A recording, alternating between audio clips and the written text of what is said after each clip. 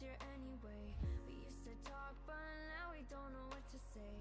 Now we're just two passing strangers. We tried, you lied, goodbye forever. Put me down just to see me get back up again.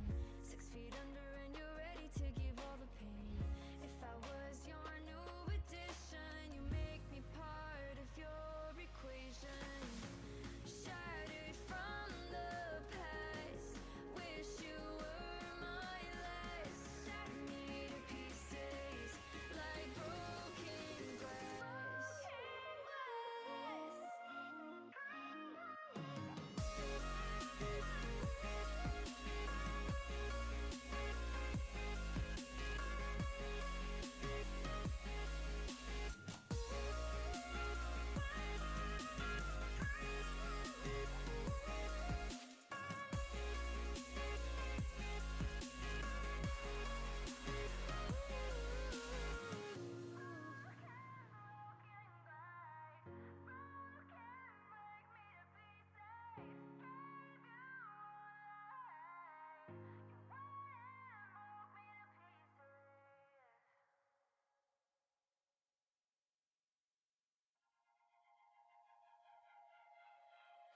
Came from a broken home. I've seen so many people go.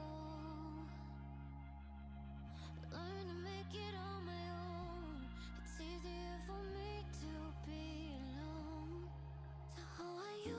Keep cutting through, claiming you're not like the other guys. And only if I could give you a chance. Show me that you mean it. Won't feel some type of way.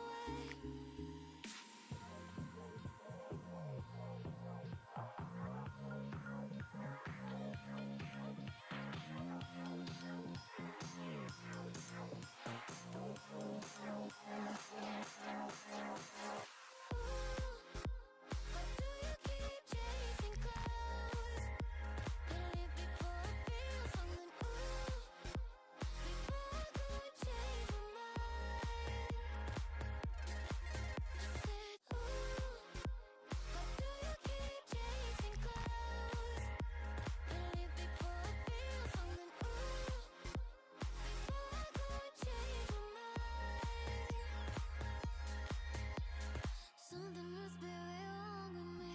Keep wanting just to see you show up at my door. Et même quand je suis froide, un peu indifférent, tu continues tout de même de montrer tes efforts. I'm trying to keep my heart in peace. I just can't think about the way that I feel. It's too hard to trust. I mess it up. I just can't risk to be falling like this. Oh, ooh.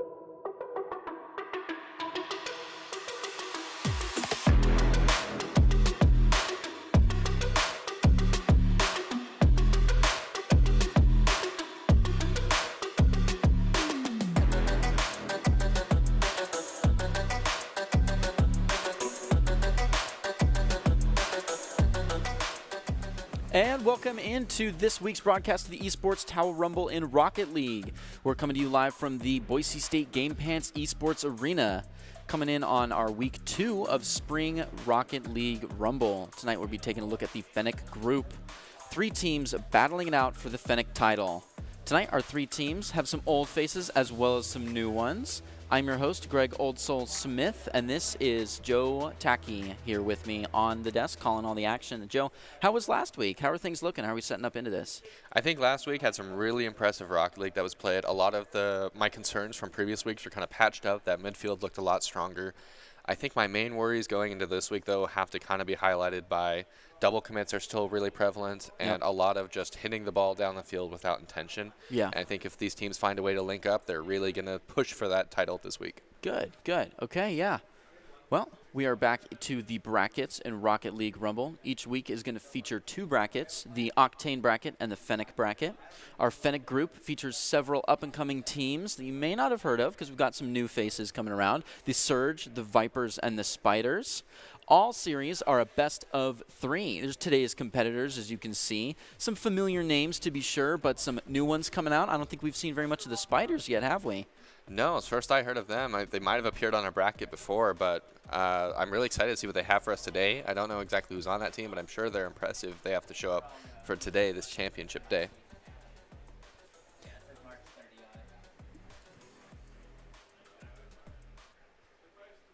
All right, well, you know the rules. Pretty typical. See if we can't get the event up there, letting you guys know how things are supposed to be done. This is our typical best of 3. There's going to be 2 teams, 3-man soccer for everybody. Octane bracket, Fennec bracket. This Fennec bracket.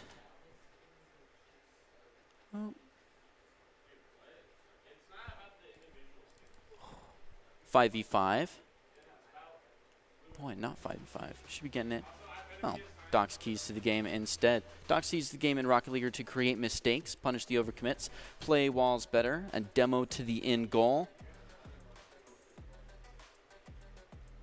Doc's keys to the game are always presented to you by Esports Tower. Score pro advice at esportstower.com. Improve your game sense, improve your team play, your performance under pressure. You'll be matched with great players and professional coaches to help you rank up. First up, we have the Spiders and the Vipers. Have you seen a lot from the Vipers these weeks? Not a lot, but not to say that they aren't prevalent for sure. I've seen them definitely take it to some of these bigger teams. And I think they have what it takes to pop off one of these days and just take it straight to a championship. Well, they'll be playing against fresh Spiders. Do you have anything to say about new teams coming together? I think new should never be used as a negative connotation. Definitely. Oftentimes we see these new teams pop off out of nowhere, brand new players or brand new combinations of players, and I think it's really exciting to see all these players that are growing via Esports Tower really come to show their talent and show up in amazing ways. Definitely. Well, yeah, I'm ready to get into it if you are. Spiders versus Vipers. I'd love to see these new teams come together, have a lot of good cooperation. I know that double committing and not having that cooperation and not being able to find that connect can cause a lot of disconnect from ball-to-goal issues, but I'm sure they'll be doing fantastic tonight because they are practiced. They are professional. They're the Vipers and the Spiders. The Spiders roster have actually a pair of veterans, Zhydra and Tokay. We're very familiar with them. And the Vipers are full of new faces. Who will come out on top? Let's get right into it. Yeah, so right off the bat, we're seeing a lot of back and forth, but quickly the Spiders are taking it to the offensive side, finding a way to pressure the Vipers into the corner.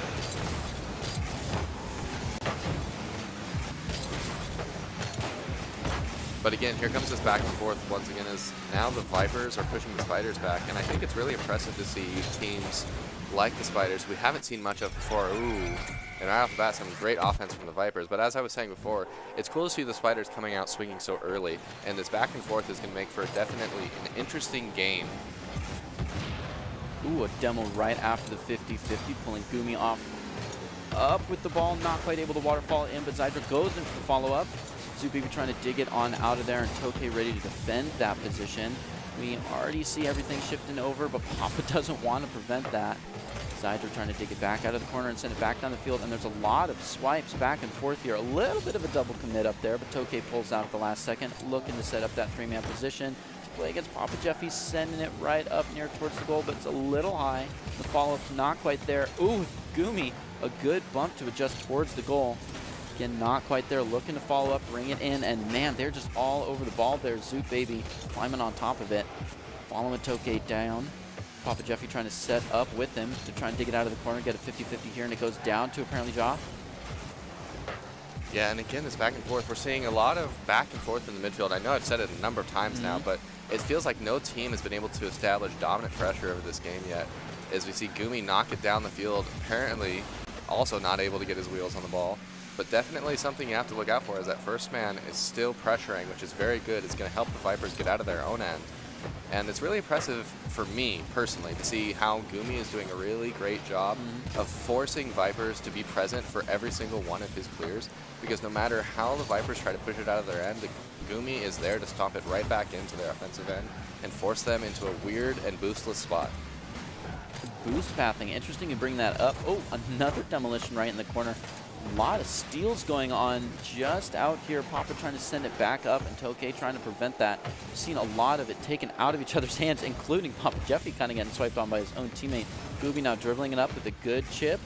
Stops, presents it over Zoop Baby, trying to get it towards that goal, but it's so close. A good save, chips it right towards the goal with Zydra left one-on-one to prevent that. Zoop Baby sending it up very close to the goal. Papa Jeffy ready to follow up, but is not quite there. Hits that goalpost. That can just always feel like the fourth man playing against you. Zydra looking to take it out of the corner uncontested, but Papa Jeffy doesn't let it get very far. Chipped again downfield. We do see a lot of back and forth here. If you could say one thing, what do you think is the catalyst for really pulling in together a 3v3 setup on one side? I think it's consistency, and I think it's definitely communication. The teams that tend to pop off the most are the ones that communicate, like, indefinitely. Yeah. And it's not necessarily, oh, I have to be passing because I'm communicating with my team where I am constantly.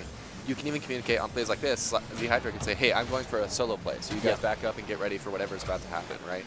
So it's more or less just talking to each other and figuring out the plan as you cross the field, or even before then. That way, there's no confusion once you get on that end. And a goal for the Spiders, and I think this is really interesting because something that's really been prevalent in this game so far is that even with that first goal being in favor of the Vipers, you haven't really been able to tell that they've been all that ahead. And now we can see it be just as even, back to a 0-0 scoreline, essentially. And that's because the pressure is just mounting for both sides. It feels like both sides can't quite get a grasp of that midfield and can't quite find a way to keep the pressure going indefinitely. And I'm starting to wonder if that's a boost thing, or if maybe that's just both teams being fairly aggressive and forcing the other team out of their comfort zone. It's interesting. And boost pathing takes a lot of cooperation and hot mics as well, doesn't it? Oh, for sure. Because as we're learning more about Rocket League, and as we've learned more in the last couple seasons of competitive pro scene, that those little mini pads that are only worth 12 boosts a pop tend to be a lot more significant than people have given them the chance to be up until recent seasons. And oh, that double miss. And Zydra, that is double that sends it right up in the center highway there. Umi looking to take it back out of that corner and use that to his advantage. Backs off a little bit when Zoop Baby's coming on strong, and another commit from Zydra from the back sends it up again. They do start to center it here, but Blue Team Vipers is already ready to take it back out and send it over, and it feels like they're not quite getting past this line. The players aren't really passing each other, and it's just kind of push back and forward, preventing the other team from scoring. Very defensive. We're only at a 1-1 so far, and there's only 20 seconds left in the goal, so we're probably looking in the eyes of an overtime if we can't get an exceptional score right here by Zoop Baby, but it's not going to be there. Umi looking to dig it back out, sends it over. Toke ready to follow up on it, but it's not quite there before Zoop Baby prevents it again. And these good saves are quality to see, but that offense is just not quite directing towards the goal, so we go right into an overtime. 1-1 on the first game.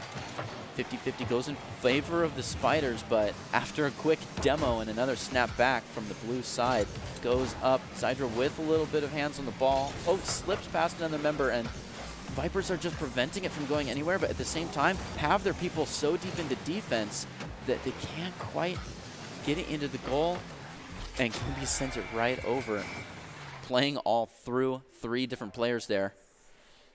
That was a beautiful play right there.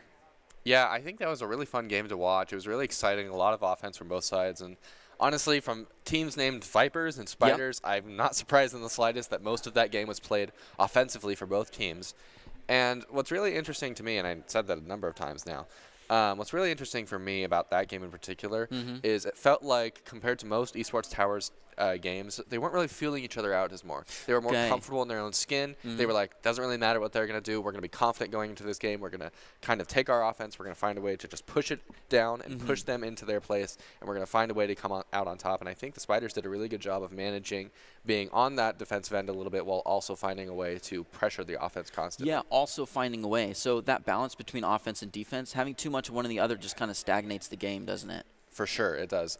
And I think what you were saying earlier about communication with Boost, it's also a really huge thing, because if you're not communicating, you're not going to be telling each other, hey, I just went this direction, so that boost is going to be empty, or because I rotated this way, mini pads are going to be down, or I'm empty, I have no boost, or I'm full. And that a lot of times will help you make those decisions that enables that offense, right? Yep. And boost pathing, hot comms, these are all important things to get shots on goal, which equal goals, which is really the win con here. 3v3 soccer, best of 3, single elimination, and a golden goal sudden death, which we saw a little glimpse of there at the end. Let's see if we can get any more of it out tonight, because we do like those tight games and we like intense goals right up at the end there. And yeah, don't get flashy, don't try to hog the ball, keep the win con in mind, and I'd love to see a little bit more, get back into it. Do you think we had really offensive or defensive geared teams here, or do you think that they're pretty balanced and they're doing well and they just need to rinse and repeat for this next one? I feel like they're capable of defense, but they definitely came into both games with a game plan of offense. Okay. And I'm really excited to see if that shifts this time, or if the offense kind of just stays on, and maybe the Spiders put the pedal to the metal a little bit more, or maybe they play a little bit more defensively. It really depends on what they talked about in the minute before this game and after the last one. Well, hopefully the Spiders talked a lot about taking this last security and really putting them over the edge, finishing it off early with a 2-0, and hopefully the Vipers talked about putting an end to that nonsense and bringing us to a 1-1. Toke with a quick hit on the goal, but it stopped immediately by a little jump over. Everybody kind of falling over each other here. A little double commit from the blue is not quite guarded, and that last second save just can't be there by one person that's not in the position to make it happen. So that is another point for the Spiders. Yeah, defensive breakdown from the Vipers there. Both players kind of committing to a ball that none of them had any business going for to begin with, because they were so clearly beat, and that's why their goal went in. But I think what we should be looking for here for the Spiders is a lot more passing to go with that aggression, because that just adds that extra level of, okay, now we know we're playing faster, we're up a goal, we have the aggression to make this happen, let's make it even harder to predict. And I really like to see now Toke, for example, really looking to bang it off the wall, get it to his teammate, and find a way to work together to find the back of the net. And, a really bad flip from apparently Ja there. But it was responded to fairly well by Z.Baby, as the Vipers are finding their own play and stay at offense this time around. And just like I said last time, it still feels like it's pretty even. There's a lot of offense played on both sides. Vipers are holding their own, to say the least. And, Vipers scored first last time, and they didn't end up winning. So this game is definitely not even close to done yet. Oh, not even almost. With 3.5 minutes on the clock here, it could go any way. Only 1 point on the board. It might seem like a big up, but 1 point in one round is easy to take over. We saw the last one just happen. Just like you said, winning the first point doesn't mean winning at all, but wow, it's off to a good start. The Vipers taking a point onto the Spiders there. Everyone on top of the ball with a nice little corner hit. Yeah, and a really powerful and well-placed shot from the Vipers. It might have looked a little bit off because you hit it right towards the Spiders' defense, but you saw that both of them were either backwards or just kind of in a weird spot, so they had no way of saving it, no way of responding. This is a disaster. Wow. This is a defensive breakdown. I wish we could see that again, but it looked like there was just kind of some backflips, and maybe they rotated too far up to respond to that play. Yeah, a little too deep with a little bit too much forward momentum. Kind of soared over them. They got almost... Ooh. Oh, my goodness. Spiders absolutely putting on the fire. They found the cheat codes. They're 3-1 now. Absolutely gliding, but, I mean, making goals that fast means you could lose goals that fast. We still have about 3 minutes on the clock here. Zydra looking to keep it going, but it's stolen right from out from under him. Yeah, and I can't even chalk it up to necessarily the Spiders' offense. I mean, they're there and they're in the way, but it's definitely on the Vipers for those last 2 goals. Finding just the way to close the gap is a big deal right now, because even here, the nets are very nearly open over and over again. And it's just, your pressure doesn't mean anything for the Vipers if you can't actually make something of it, or you break down on defense far too often to make up for it to begin with. Do you think this is a one person at a time positioning issue? Oh my goodness, an absolutely wide open goal. Speaking of positioning issues, Zydra just down dribbles it right into the goal. Yeah, well, to answer your question, I honestly feel like there's a little bit of a communication error combined with being outpaced and not responding to it correctly, because it feels like 2 people, again here, 2 people are committed to a ball that they're definitely beaten to, when you really only need to commit that one. And I know we talked about it a little bit before the program started, how that first man, his main job is just finding a way to let them give up the ball. And to some extent, they're doing that, but the problem is that they're committing one too many players for it. And it's costing them these goals over and over again. And truth be told, outside of the goals, this game has been a really close game. It hasn't felt like the Vipers have been choking as much. Yeah. They haven't been gasping for air in their end. It's more felt like they're just not quite there on defense. Yeah, those small changes can make big differences. You see Vipers looking to try to take it back, and they sure do. Just absolutely threading the needle between 2 Spiders players trying to chip up towards that ball and dig it out, but it's not going to happen. And 5-2 going into the 50-50. A big spot towards the Spiders' goal, but they send it off into the corner. Papa Jeffy's looking to take it out, but it goes long. And yeah, no, that was just another zone control where 2 people moving towards the ball in different directions. Zoo Baby looking to take one on, but it doesn't happen. Dug out from underneath him. Zydra stealing it, sends it to the corner. Zoo Baby positioning up to try to maybe get a little pull from that, maybe chip it over. Continues to carry it right down past his teammates and almost past Gumi, but it doesn't happen. Goes straight up, so it stays on that side, but a little bit of a scramble forward as Gumi sets up in that 3rd man, getting ready to defend the goal from the back post, and then goes up for the offense with a good send. Toke is ready to follow up on it. Solid positioning, but it's just barely chipped out right from out over top of him. Zoo Baby now with the ball. Zydra demos it right out from underneath him, and look at that send. That was a great setup between Papa Jeffy's and Zoo Baby. Yeah, and that's exactly what I've been saying is the Vipers' offense is there. They're scoring goals. And, you know, as this game comes to a close, it's pretty hard to score 2 more goals in 30 seconds and actually make something happen. But, I might get catch here. You may have. This game is far from over. Almost still 30 seconds, and now they're just looking for one goal to bring them into a golden goal overtime fight for the 1-1 as they're trying to just tear themselves out of the net in this 3v3, coming so close. And so I have to ask, in your opinion, what do you think they had to do to bounce back mentally? I mean, coming down that far early in this game, being that far behind, has got to be something that really weighs on you mentally. So I think that's part of it. What's the adjustment they have to make? I think that adjustment is, you know, getting metacognitive about it. And if you stress out and you start getting caught in the spider's web here, everyone plays a little bit tighter. And as soon as, and there it goes. Looks like they could not quite get out of it there. That brings us to a victory for the Spiders. Man, it was close, though. A 4-5 on that last one, and the first one was very fair and up in the air as well. Yeah, and it's really kind of interesting to see how both of these games, while so back and forth, were still 1-goal games. Yeah. I mean, with so much offense, you'd maybe expect there to be a lot more goals scored, and that's kind of what I'm curious about for this next game. Are they both going to sit back a little bit? Because even though the Spiders won, they had 4 goals scored on them. That's a lot of goals. Yeah, I think, and what I was saying is it really just takes the communication and knowing that you got the other person's back. So you can only go it alone so far. Ultimately, if you want to increase your chances of success, you got to level up your teaming skills. We just saw in that last play the Vipers and Spiders. Spiders were doing just such a good job of giving the ball space, and they've come so far since the last time they were in the Rumble. Esports Tower has really taken the time to create teams of well-matched teammates. I'd like to do a shout-out to Coach Jake, and if those who've watching haven't checked out Esports Tower clubs, you should. It's a fast track to rank up. There we go. That's the first game of the Fennec group. What do you think? I mean, I know we talked about it a lot. I think just having those comms active and knowing that your teammates got your back is good. And if everybody kind of scrambles to the ball, then it's not really going to happen. It ends up being messy. You end up with double commits. And anywhere you have too many people is somewhere else you don't have enough. Yep. Yeah, and because if those 2 people fail, then suddenly you're stuck in a 1v3 as the 3rd man, right? So it's a really dangerous play to make. And if something doesn't go perfectly, if you don't get any wasted time at all, it'll just result in all those goals being scored on you super early.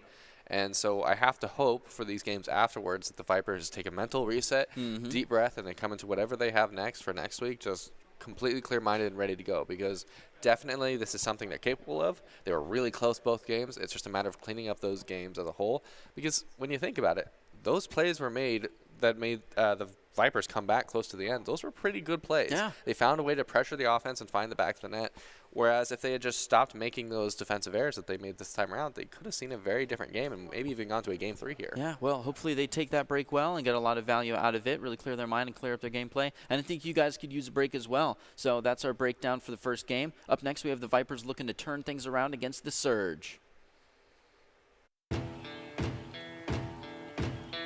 Here are a couple lessons I've learned over the years. Friendships come in all shapes and sizes. And always buckle up. Seatbelts save lives. That's a rule we can all live by.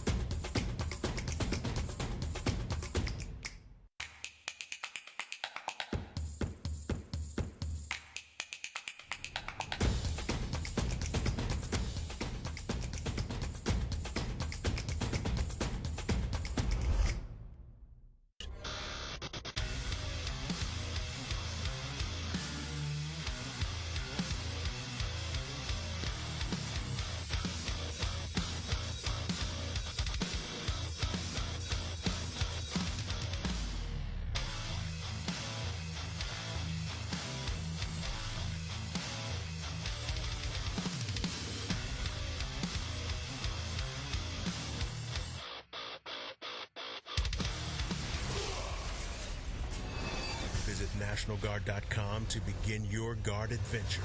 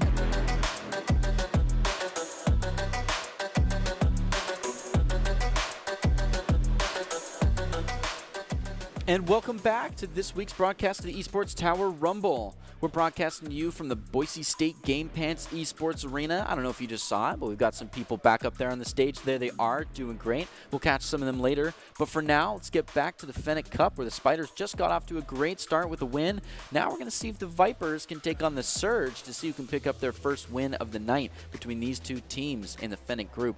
I'm your host, Greg Old Soul Smith, and joining me to call all the action is Joey Tacky, right here on the desk. So, Joey, how do you feel that last game went? We talked about it a lot, but just post-break, I know this is a really fast-paced game, and you've got to stay on top of calls and on top of comms. And do you think there was a communication disconnect there because of the loss? I'd argue it was something close to a communication disconnect. It's definitely possible to both be communicating, like yelling at the same time, I'm going for it, and then it's kind of hard. But what it comes down to most of all is even if you're not communicating perfectly, you can at least, whoever's behind you can use their eyes and say, hey, that guy's ahead of me. Like, I should give him priority over this play. And it just felt like no matter what it was a basic that they definitely could work on and definitely could probably fix up and have ready for whatever matches ahead of them. That way they can come out firing the next one and have that perfect offense and defense that kind of they were getting close to already. Yeah, going back to basics and making sure you have everything down pat is definitely something to keep in mind at all times and something Esports Tower can help us all out with. Speaking of which, we've been handing out a lot of scholarships to lots of players this season. Look at all of those numbers, 585 grand esports scholarships. Congrats, club players. We just want to take this moment to congratulate all the Esports Tower club members who have graduated from the esports clubs and have been offered scholarships across the country. Over the last 3 months, Esports Tower club members have received over $1.6 million in scholarship awards. These students have worked hard not only on their in-game play but academically and earned these scholarship opportunities. The players that receive these scholarships are talented, hardworking, and driven, and we could not be more excited and proud to see all the opportunities these players are getting.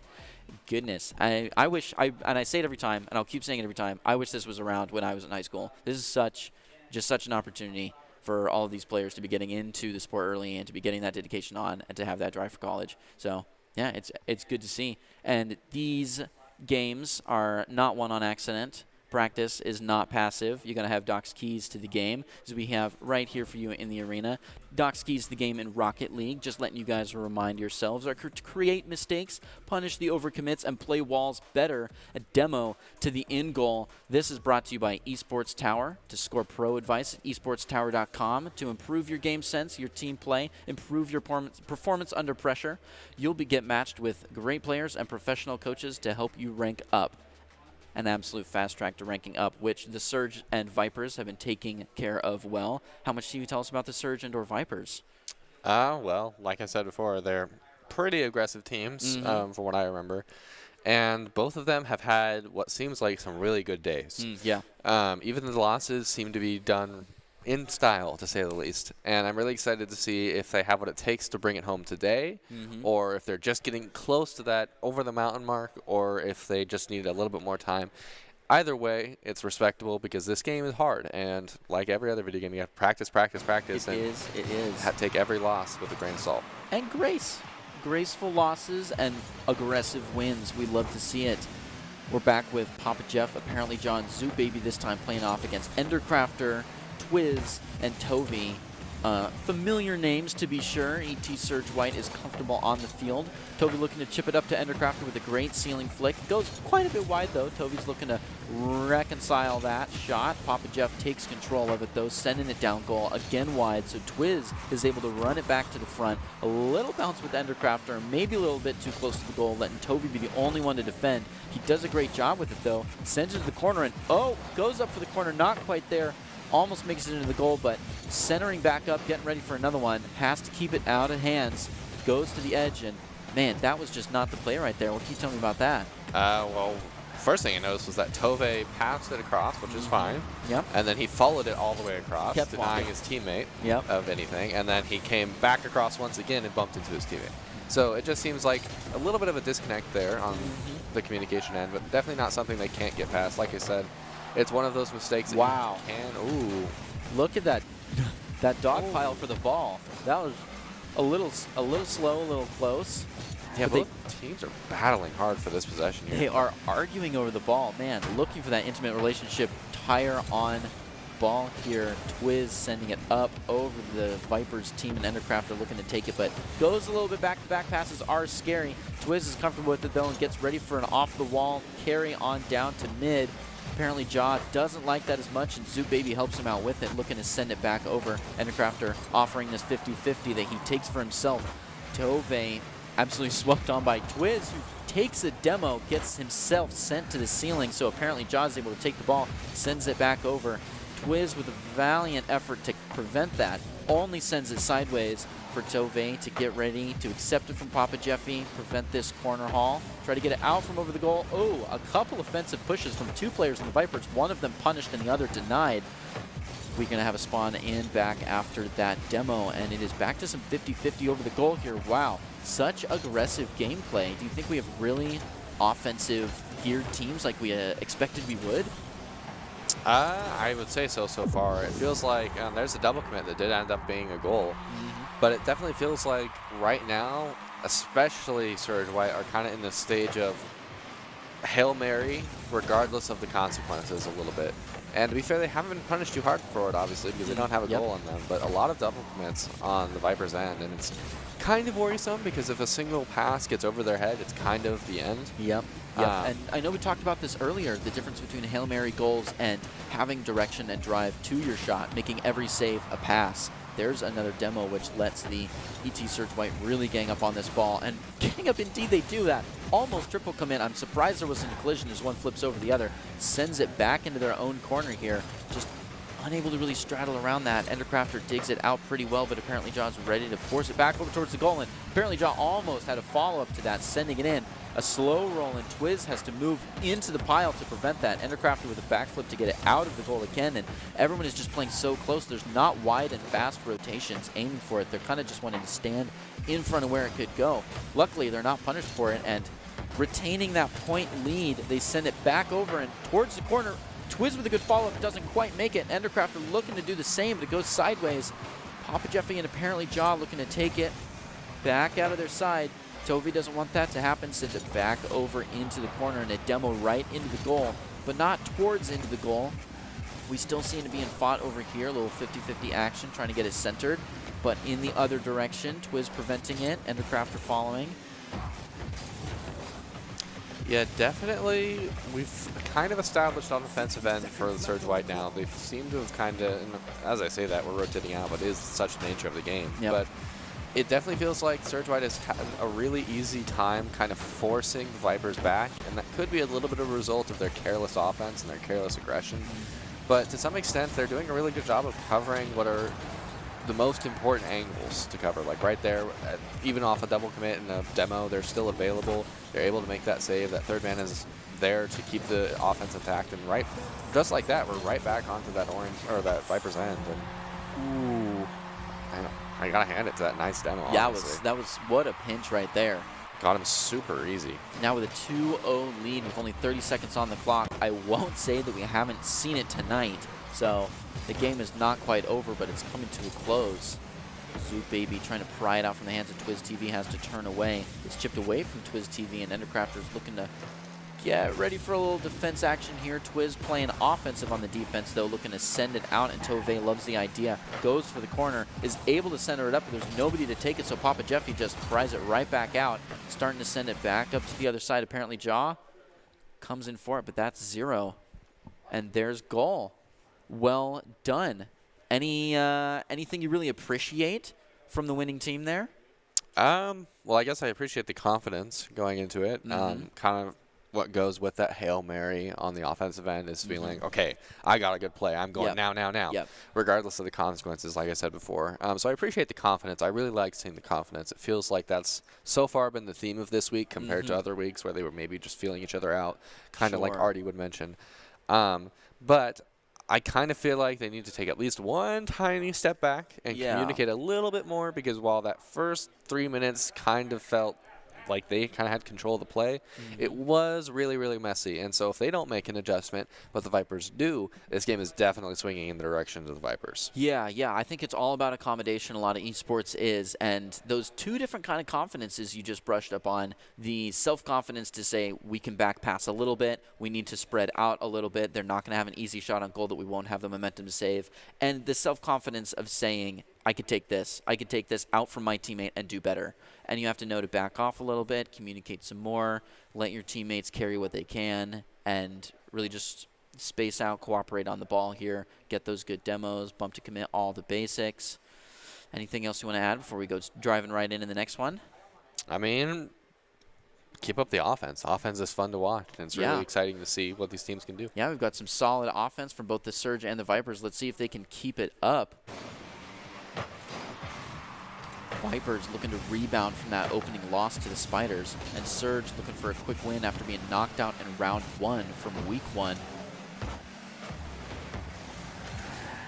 Yeah, right off the bat, we're getting a lot of offense here from the Vipers, and it almost feels like they're trying to bring it back to the way they had it with the Spiders, where they just keep the ball on the offensive end the best they can and try to force these open nets or force free shots that they don't usually get kind of naturally, which I think is a very plausible and aggressive play style.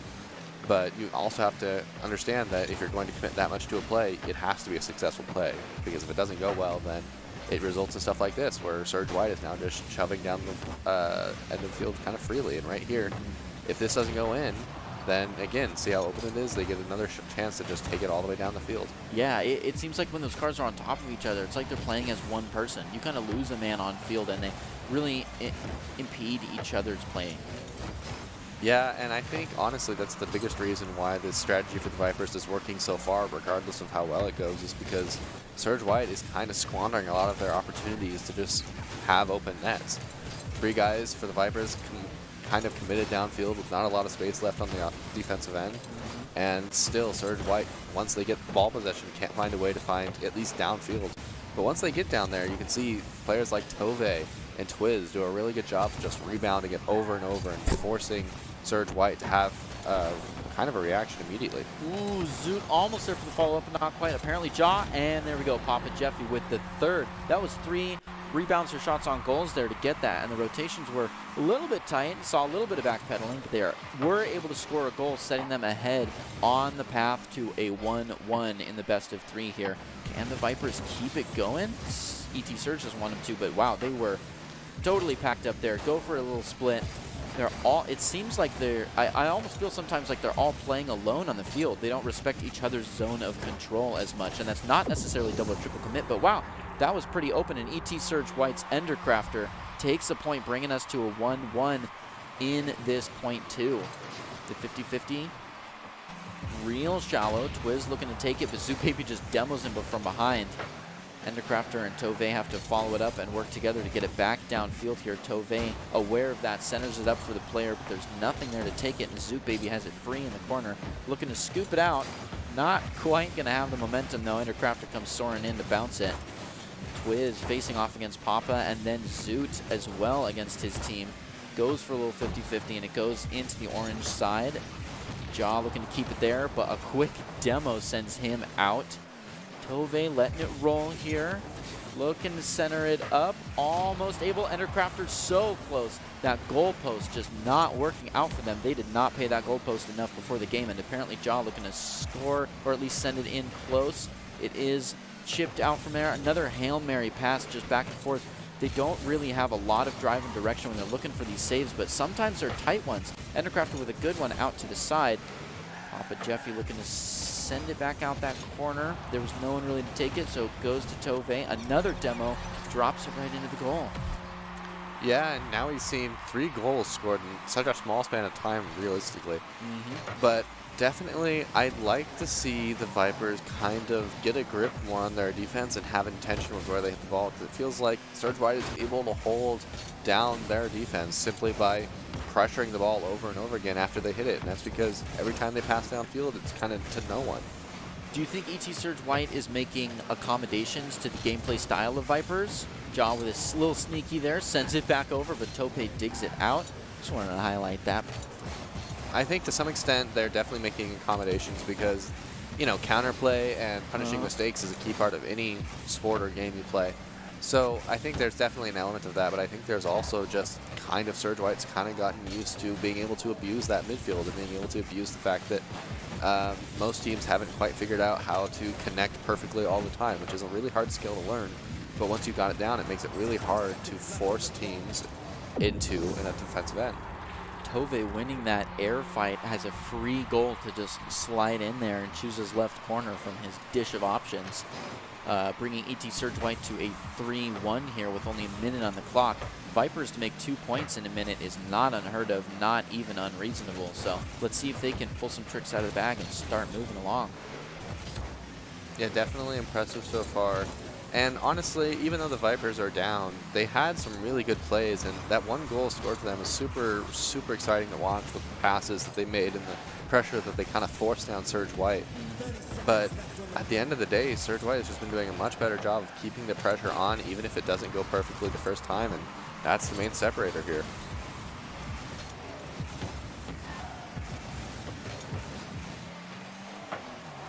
Right towards the goal there, almost. All the Vipers looking to corral it back in, but it's not quite there. Looking to line it up in Endercrafter with a great aerial view on that ball. Following it out now, Twiz, just allows the double commit to get punished right over that and just lets it roll on the floor, playing for time, bringing them up. ET Surge White, that is 2. Surge, after that tough week 1 rumble, losing in round 1, actually got back on track with a win in this series. Excellent play.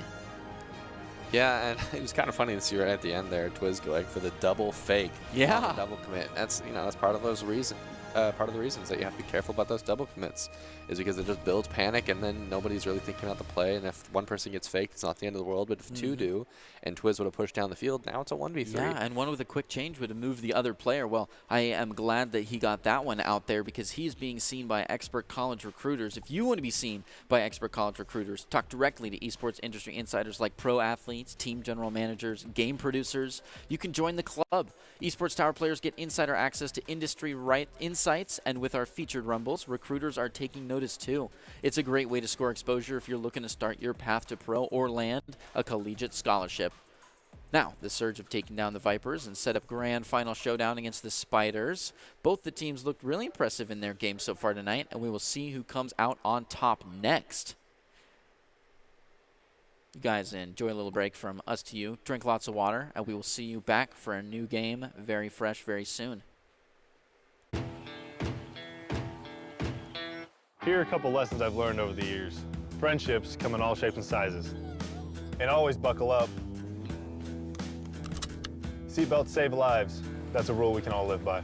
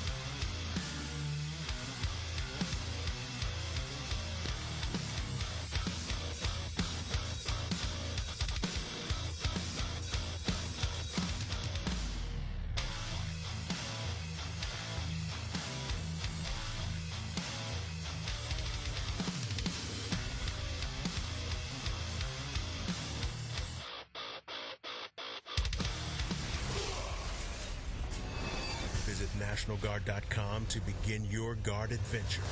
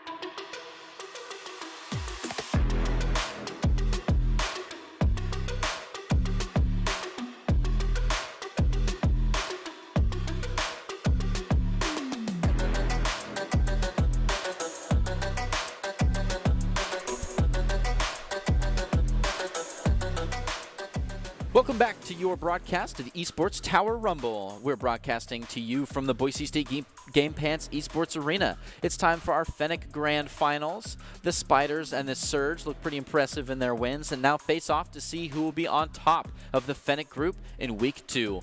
I'm your host, Old Soul, and joining me to call all the action is Tacky. Tacky, we saw a little bit of some messy play, honestly, from both teams back there. Anything in general to say? Just loosen up a little bit, spread out, understand your zones, all the basics? Well, it's one of those things. Yeah. A lot of the times double commits, which is kind of the main theme of that last series, double or triple commits.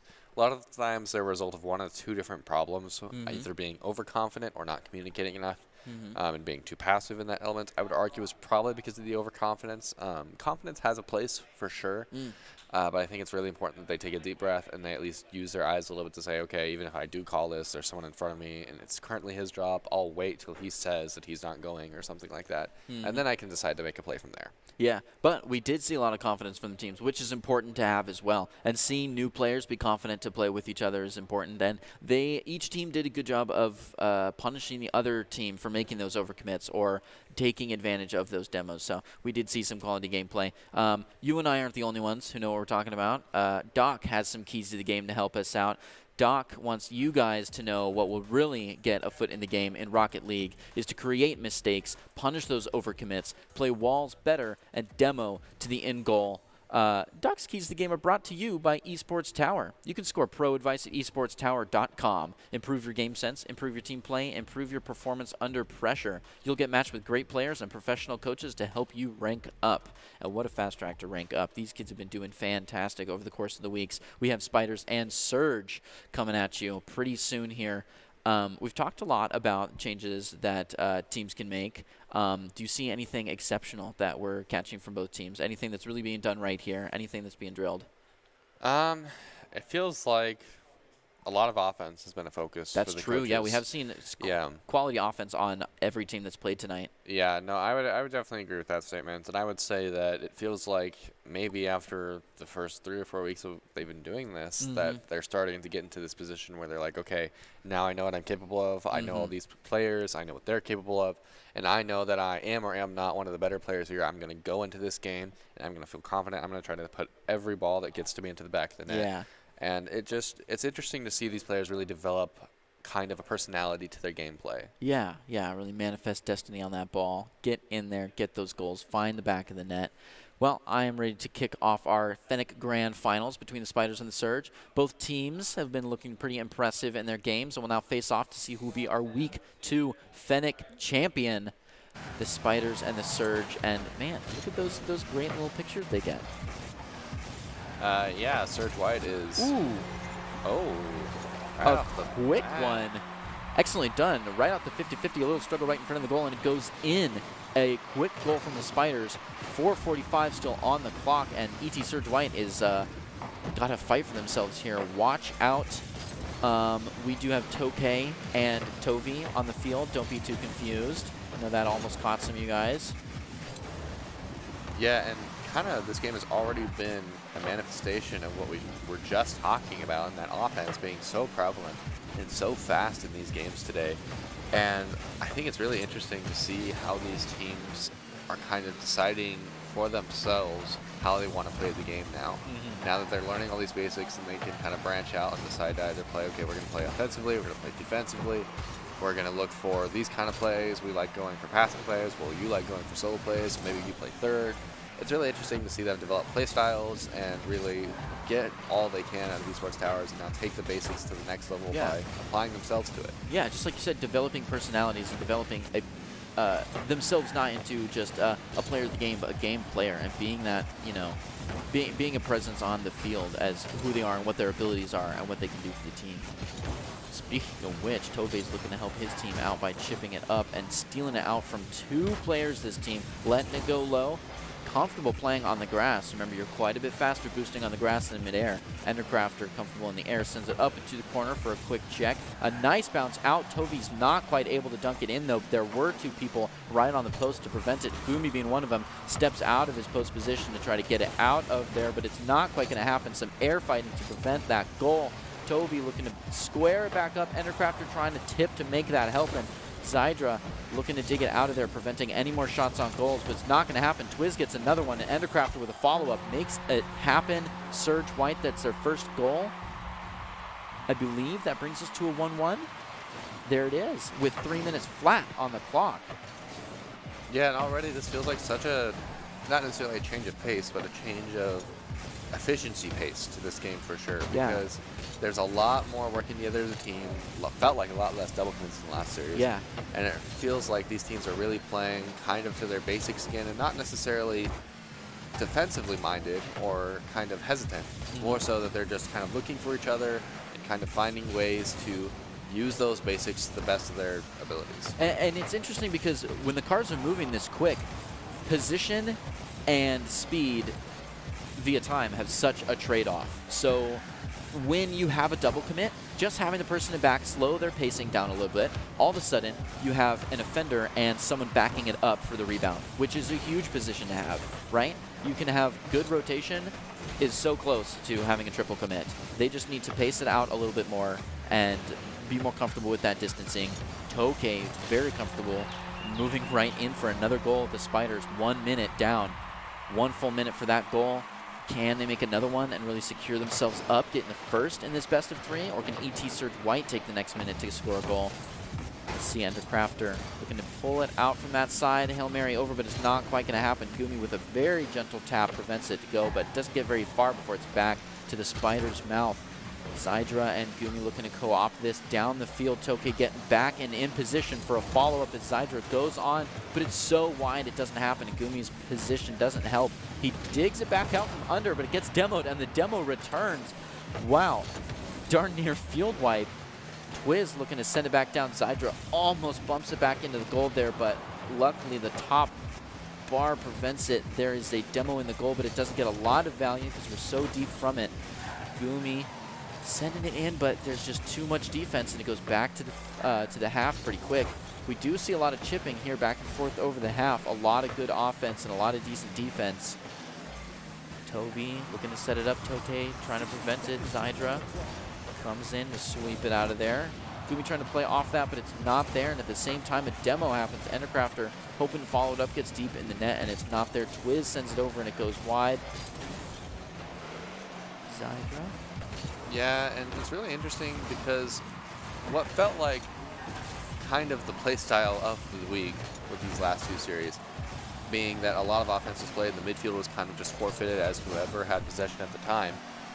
It's really refreshing to see these teams kind of battle for it a little bit more and spread out, find ways to just kind of make every little thing difficult for the other team.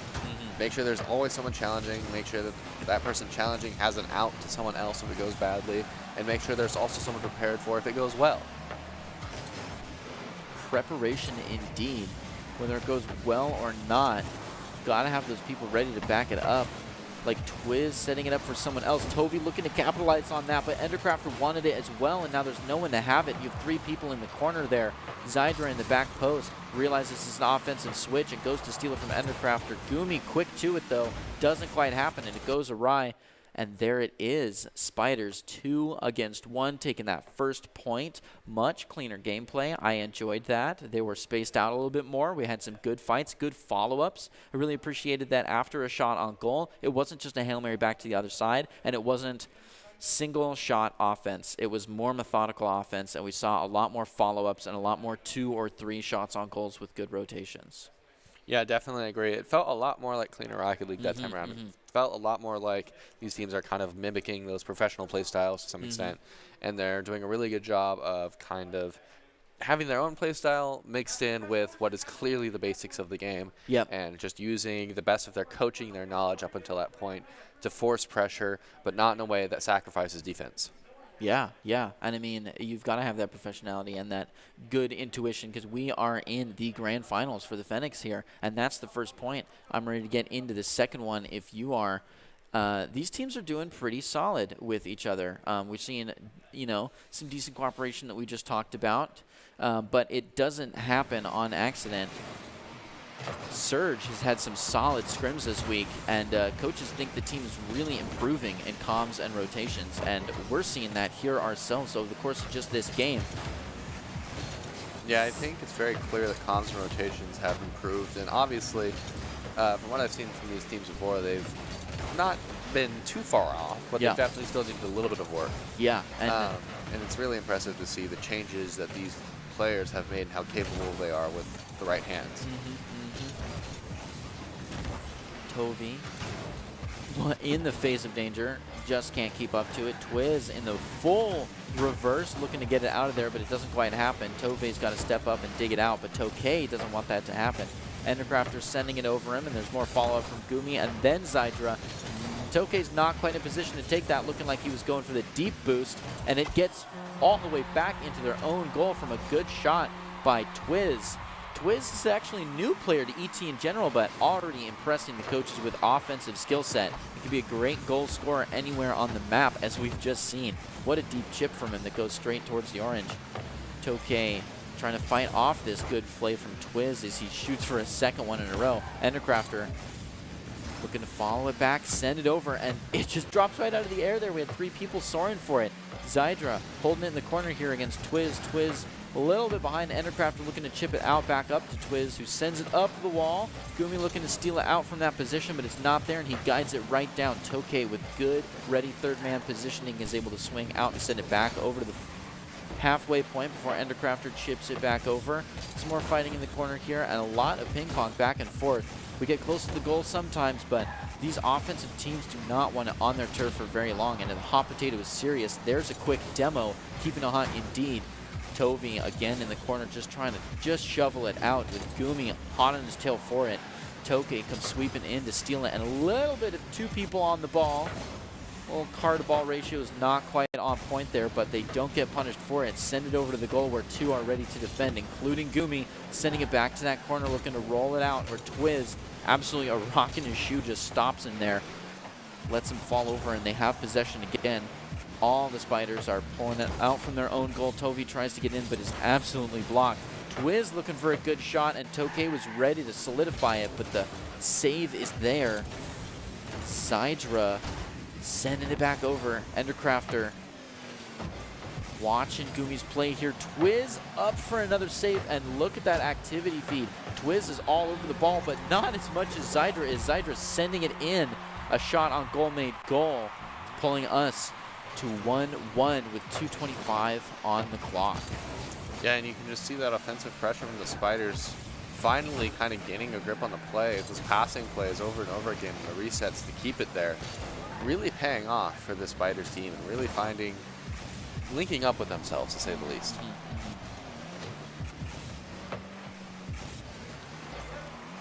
Twiz taking a good 50, sending it over, and Endercrafter sweeping it out from Gumi. You've got to go to the ball, or the defender comes up on you for it. Tove also the same issue. Gumi comes out to take it. Tove's ready to watch Twiz pop it up. Endercrafter is as well. Sends it to that corner. Ooh, but we had one ready for it, so it's met with a little bit of contention here and there. But an excellent dunk by Tove, pulling us up another point for the Surge. Yeah. Oh, sorry. I have to hand it to Endercrafter this game so far. I've been really impressed with his with his midfield presence. He's done a really good job of either finding demos or just getting past one or two people or just winning 50s over and over in the midfield. Yeah, it enabling feels like his team to find the back. yeah. Enabling the team just by having that good position is good value. You know, having someone up the highway is always a good spot to be. Zydra bumping against Twiz, and bump is the name of the game here as we get another demo real quick in this round, but it's not quite enough, and Surge take another point. Endercrafter doing excellent there. Some little flips, a little bit of wave dash just to show off there.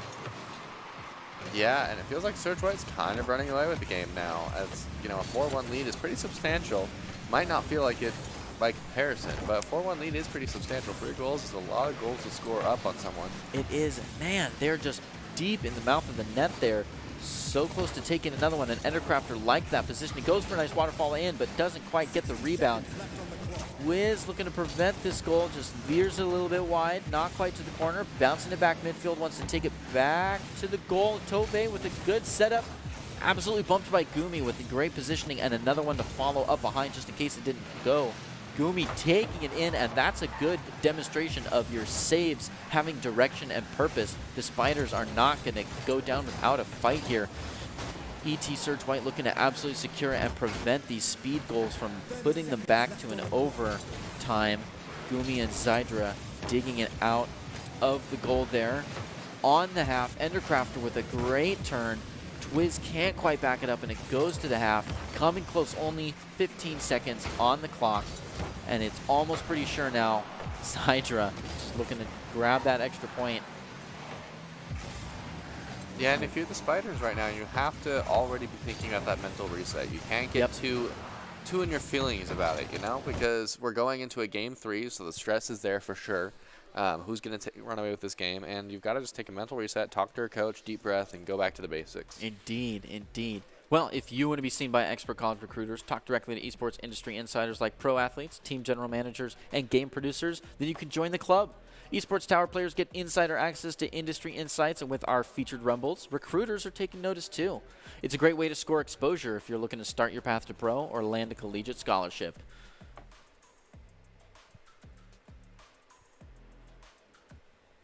Yeah, so I believe we'll be looking into a game 3 here as we just had a 1-1. Those Vipers taken 4 over that 1 point. We will take a quick bathroom break real quick just to give you guys some water, really get into the headspace. Our players should have a nice break to really get into it. You think it'll be pretty intense here. Grand finals for the Fennec group, 1-1.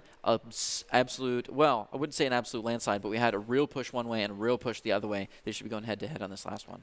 Oh, I'm expecting it to be real tense. You know, even that first game, it felt a little bit like a landslide as they started to get a grip. But it definitely seemed like, you know, only a 1-goal lead.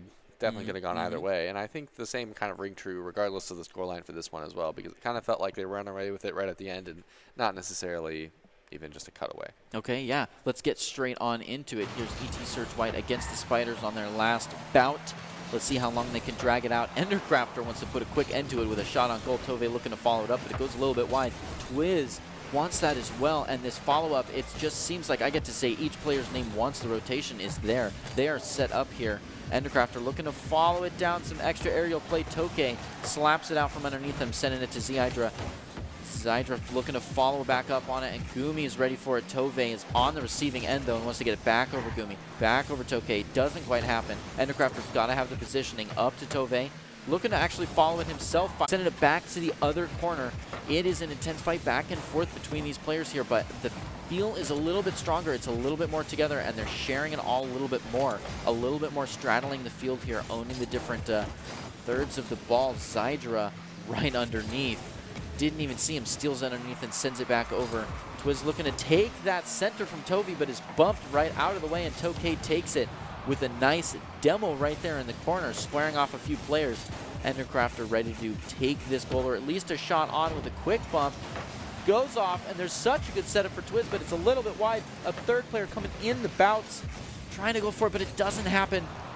And Tokay, another demo off, which sends it to the other side. Now Twiz, Tove, and Endercrafter have to prevent from getting in this goal, and goodness, that was close. Gumi wants to see it again, and Tokay sets it up for him. Going wide and coming in for a swing. It goes a little bit higher than he's comfortable for, though, so right in front of him, he's able to send it down, but Tove is ready on the receiving end to prevent that. Gumi looking to follow up on his own shot, not quite wide enough, but Zydra is, with a great follow-up, bringing us up a point for the Spiders, burning almost a minute and a half, or more than, with only 3:12 on the clock here. ET Surge White need another point to keep this full tie.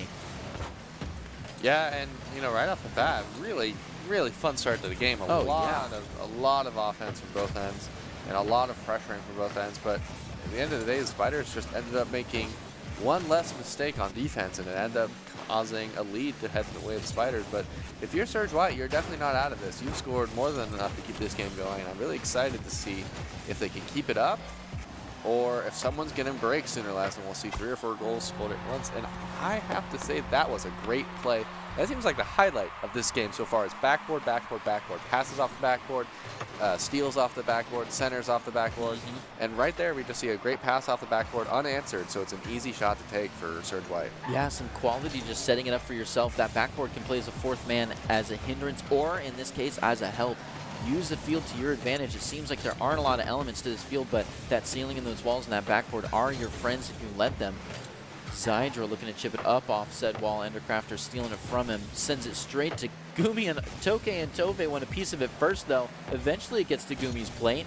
He takes a bite by sending it rolling down. Look at that air roll. Smooth right to the half, but it doesn't get very far before Endercrafter looks to set it up for himself. Tokay knows where he wants to take it, sending it back over the half, and look at this ping pong as Tove sends it back over. Nobody wants it in their own goal, but they just do not have a defensive comfortability or an offensive push around that defense to get all the way into the goal, so it won't find back in net, and we're just keep looking at this 1-1 on a 1-1 in this best of 3. Ooh, close again, and Gumi with a great opening. Doesn't quite get it, goes a little bit narrow, and they're looking to follow up and just keep it on that side. Gumi reaching for it, is able to chip it over, but there's not a lot of protection there. Endercrafter and Tove have the space and take it out. Twiz already on the offense, but is not quite going to have it. Has to go defense as Zydra's chipping it back up over him. A little close to the goal, a little close to home. Endercrafter has to get it out, but it's not there. That follow-up off the backboard is too good.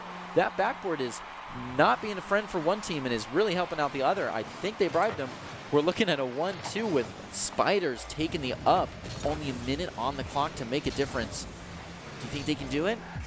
I think they definitely can. We have more than enough time. Both these teams have played really impressively so far, but I think at the end of the day, you have to wonder if Surge White is going to start mixing it up, if they're going to keep going for backboard stuff, or if they're going to start going for the midfield plays. There hasn't been a lot of solo plays from either team, and I'd be excited to see a little bit of solo plays. You need to mix it up to some extent. Solo plays have, you know, a very low likelihood of actually working out, but it is something you need to consider just to make the defense guess a little bit more. Wow, and look at that. Spiders did not like the idea of giving the other team a whole minute to score a goal, so they brought in a little bit of a confidence boost with another one. Now they can play comfortably at a 3-1 with only 37 seconds on the clock. Zydra looking to really secure it. Just a vacuum tight win here. Gumi agrees, sending it up, trying to get it over Tove, but it's a little shallow, and Tove trying to pry it out from the goal there. Endercrafter and Twiv definitely don't want it in their goal. Not another time. Zydra doesn't want it back there either, and we see this chip back and forth. These sends, just people scrambling for the ball, trying to get it back out. And look at that. Great disruption there by Tove, sending it sideways. A little bit of people up on top of each other. We got some adjustment there. Zydra keeping it high, so Tokay can send it back out onto that side of the field. Twiv doesn't want that, and these double commits just flipping over, just trying to get it back down into the ground so they can finish the game off, and they sure do with touchdown. That's a 3-1 finish for the third. We went full 3 rounds there. ET Spiders are your win for tonight. Congratulations to the Spiders on winning that Fennec bracket. But we're not done yet. We've got a show match between the Mammoths and Lynx coming up next. So, we'll send you guys for a quick water break, that water break that we promised a while ago. Yeah, and I really liked watching this round for sure. And spiders were new to me at least. Yep, as me as and well. it was really exciting to see these teams come out and kind of young gun it to some extent. And it kind of felt like they worked out the kinks the farther they went along. Definitely but so. They definitely still held their own in every single game, obviously, because they got to as far as they did, which is they won the whole thing. Yep. But it was really impressive to see them make adjustments throughout every game, and it was impressive to see them come out in the last game with some confidence while also playing defensively. Yeah. And I like you touching up on that progression there because they started out a little shallow, a little bit over each other, but the cooperation was there, and they did a good job pulling it all together and took the Fennec title. So we will be back with that show game. You guys enjoy. See you in a bit.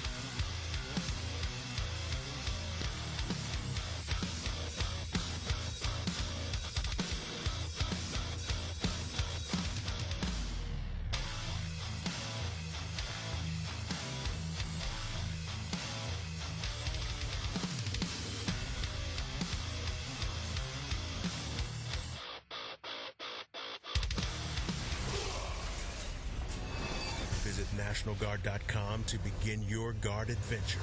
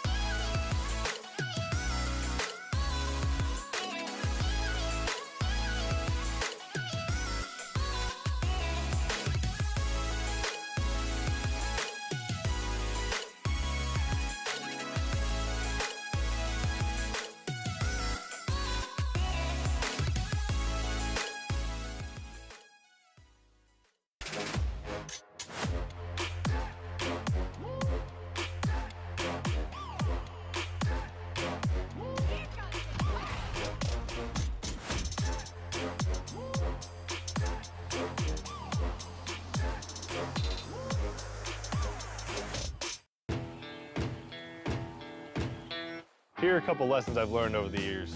Friendships come in all shapes and sizes. And always buckle up.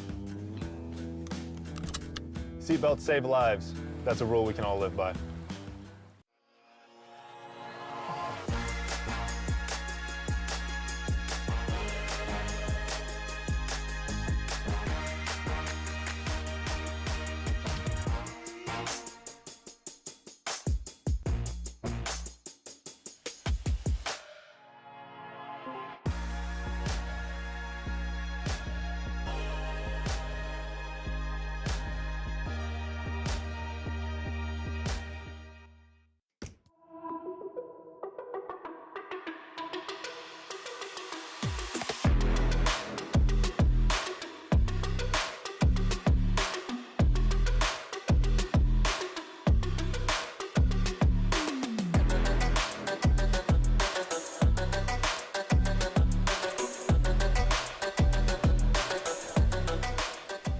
Welcome back to the Esports Tower Rumble broadcast. We're coming to you live from the Boise State Game Pants Esports Arena. If you thought we were done, you were sorely mistaken. Congratulations to the Spiders on winning the Fennec bracket, but we've got plenty of esports to go, plenty of Rocket League in the pouch. Up next, we've got a little show match between two Esports Tower teams as the Lynx and the Mammoths face off. I'm your host, Greg Oldsoul Smith, and tonight with me on the desk is Joe Tacky. Joe, how are you feeling so far? Are you ready to get into this? Oh, more than ready. I'm really excited to see what both teams have. Yeah. How much do you know about the Lynx so far? I don't think I've seen the Lynx play a whole lot, though the Mammoths are, well, they're old school. They've been around. Yeah, they have. The Mammoths are well known to me at this point. The Lynx, I'm not as well known on. They may have crossed paths a couple times, to my understanding, but As far as I know, I don't know anyone on that team. But I expect big things from both teams because, you know, this is Esports Towers. Definitely. Every team comes out and plays really well, and it's really impressive to see what they got. We just saw from them. We have the little spring shuffle on the team, so people, they know what they need to do, and we have these teams specially curated. These are working well together, and we're seeing good changes and good progression in these teams, even just tonight. But that doesn't happen on accident. You got to know your rules. You got to follow Doc's keys to the game. In Rocket League in particular, that's creating mistakes, punishing them over commits, playing the walls better, and demoing to the end goal. These keys are brought to you by Esports Tower, where you can score pro advice at esportstower.com. Improve your game sense, improve your team play, and improve your performance under pressure. You'll get matched with great players and professional coaches to help you rank up. Now, the Lynx versus the Mammoths with those Esports Towers keys from Doc in their pocket. They can't be fought. They can't be beat. They've got it down. This is an easy win now. They've got everything they need. Yeah. So I'd love to get into it. I know the Mammoths are classic. We've seen them a lot of play from them, though it could be shuffled up a little bit. Those team names aren't always completely indicative of who is on them, what's going on here. The Lynx with the beautiful PFP. Getting into it, we see Endercrafter. I feel like I've heard of him before. Protato, we know lots of Protato. And wow, look at that early goal. Mr. Electric, 0 point, and Crazy Cat defending against an early goal from the Mammoths, who also have Not Earth. And we've seen lots of Not Earth as well.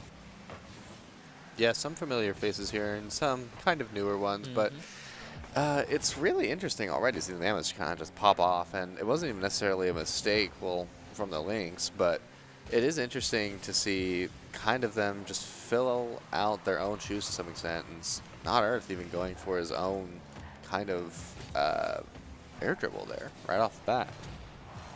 Ooh, a quick little demo right up in front of the goal there. Endercrafter watching it. Got to be on that defense. Ooh.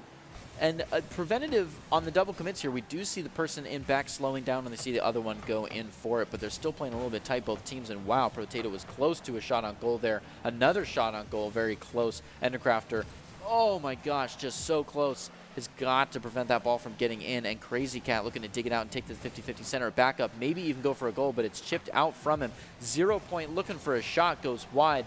Not Earth trying to take it out of his zone. Crazy Cat kind of liked where it was, though, and look at that shot. That was a nice little skew right over the player's sideways shot, 45 from the other third. Yeah, definitely a lot of scary situations for both teams, but especially, I would argue, the Mammoths. Couple balls that they kind of tried to clear across the front of their net, which is never a great idea. Yep. And some moments like where Endercrafter kind of has to make these really weird back saves because it just got over both his teammates and he has to kind of fight for scraps on control of the ball. But definitely not something they can't work out. And maybe it's just those first game jitters to some extent. Yep. Or maybe it's because these players individually don't always play together. It's hard to say. But it's definitely not something that they can't figure out because they're all kind of trained similarly. That's fair. That's fair. Yeah, they're probably just trying to get the N64 controllers all warmed up before they get real deep into it. Testing the length of the other player's glove here. And wow, demo after demo here. Clearing the field. Crazy Cat and Mr. Electric looking to send it in for another one, and they sure do with 0 point on the tail. Mr. Electric taking one for the Lynx. Yeah, and he must have, Orange Defender must have not had any boost there because it didn't even look like he made an attempt at that ball. But, I mean, to some extent, it kind of feels like the Lynx are kind of running with, that was tragic. Yeah, that was a fated mistake, to say the least. Oh, man, that had potential. Going for a little run and back. Potato chips it back up to that goal. Not going to be there, though. 0 point looking to dig it out. Man, I've heard of own goals, but yeah, self-saves, that's rough. Yeah, that's all right, though. Not something that will be too detrimental. They can definitely fix it all, do it all again. I mean, as long as it doesn't go all the way in, there's still plenty of game to play. But basically, like I was saying before, it feels kind of like the Lynx have control over this game right now, and that the Mammoths need to make some serious adjustments in order to keep up here, because right now the Lynx are kind of just running away with it. Yeah, you said it. New is not a bad word. These Lynx are doing an exceptional job of controlling that ball and sending it where they want it to go. And Mammoth's trying to send it where they want it to go. 2 shots on goal there, just barely protected by almost stagnant cars there. The rotation from the Lynx was not quite there, and they almost were punished for it, but the Mammoths couldn't quite drive it in, and now we're seeing Lynx try to get it further in. Mammoths trying to dig it out, and it's a free call here as Copycat's a little slow, but that demo all too punishing. 0 point ready on the defense from Mr. Electric as well. Crazy Cat helping him out. Looking to dig it out of there, keeping it center though. Protato wants to capitalize on that, but it's a little too low, and it gets sent right into their own goal. What an absolute send from Crazy Cat. Just a clear with force, with direction. We talked about that earlier. You can't just have a save. You've got to prevent that shot while making your own shot, and that's efficiency. Protato, speaking his own class on efficiency, gets a demo out while trying to dig it out from the corner, and Mr. Electric's back in the field, sends it over and starts gliding it in. Crazy Cat can't quite get it in there. It's a good save. No follow-up for it. Mr. Electric, a little bit of an area play trying to get it in there. Doesn't quite make contact. Crazy Cat following the ball as Mr. Electric's already in front getting ready for that, and 0 point comes out with a sweep, looking to take it right off the top. Protato gets stolen off the top as well as Mr. Electric guides it over to the goal, but it's not going to be there as Endercrafter with a cute bump onto Crazy Cat prevents any kind of dig out from underneath, and Crazy Cat tries to get that goal. Not going to happen again. Mr. Electric's with a follow-up, maybe even to send over to a teammate, but it's not going to be there. And that demo again, teammate coming back to center it up and send it in, but it's going to go short, and it's over to the Mammoths territory. Again, Protato doesn't want it there, though. Sends it back out. 0 point forcing it in. Gets ready with that backboard and sends it in. These dribble plays off the backboard have been pretty solid, so that is another point. Yeah, the Lynx are definitely, like I said before, they're running away with it. But at this point, there's not much of a game left to run away with. Yep. And so, I mean, I say this every time, but the Mammoths have to already be thinking about what they're going to be focusing on for the next round, right? Yeah. And even if that comes at the cost of getting a couple more scored on them here, it doesn't really matter how much they lose by. It's still a one-game loss. Yes. These are the training grounds where they can start figuring things out, because that's the end of it, though. So we'll be looking into point 2. If you were the Mammoths, what would you be changing about the gameplay here? I feel like we got to clean it up for sure. We got a little bit of double commits. There was probably the name of the game for at least 2 of those goals scored on the Mammoths. But a lot of it, I would argue, comes down to just kind of being outpaced to some extent. It felt like the Lynxes were playing with a little bit more confidence. So they were faster to the ball. They were faster to put on pressure.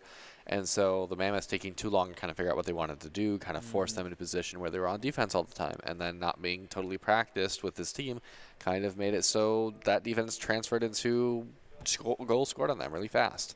So it's an adjustment you got to make is communicate more, and we've got to be thinking about what we want to do before we even get the ball. Right? Yeah. Yep. Now, we can't just be looking for adjustments from the downside, because this, I don't know if you guys know it, we're staring into the eyes of a best of 7 here. So you've got to make proactive adjustments and proactive accommodations to the gameplay style of your other team.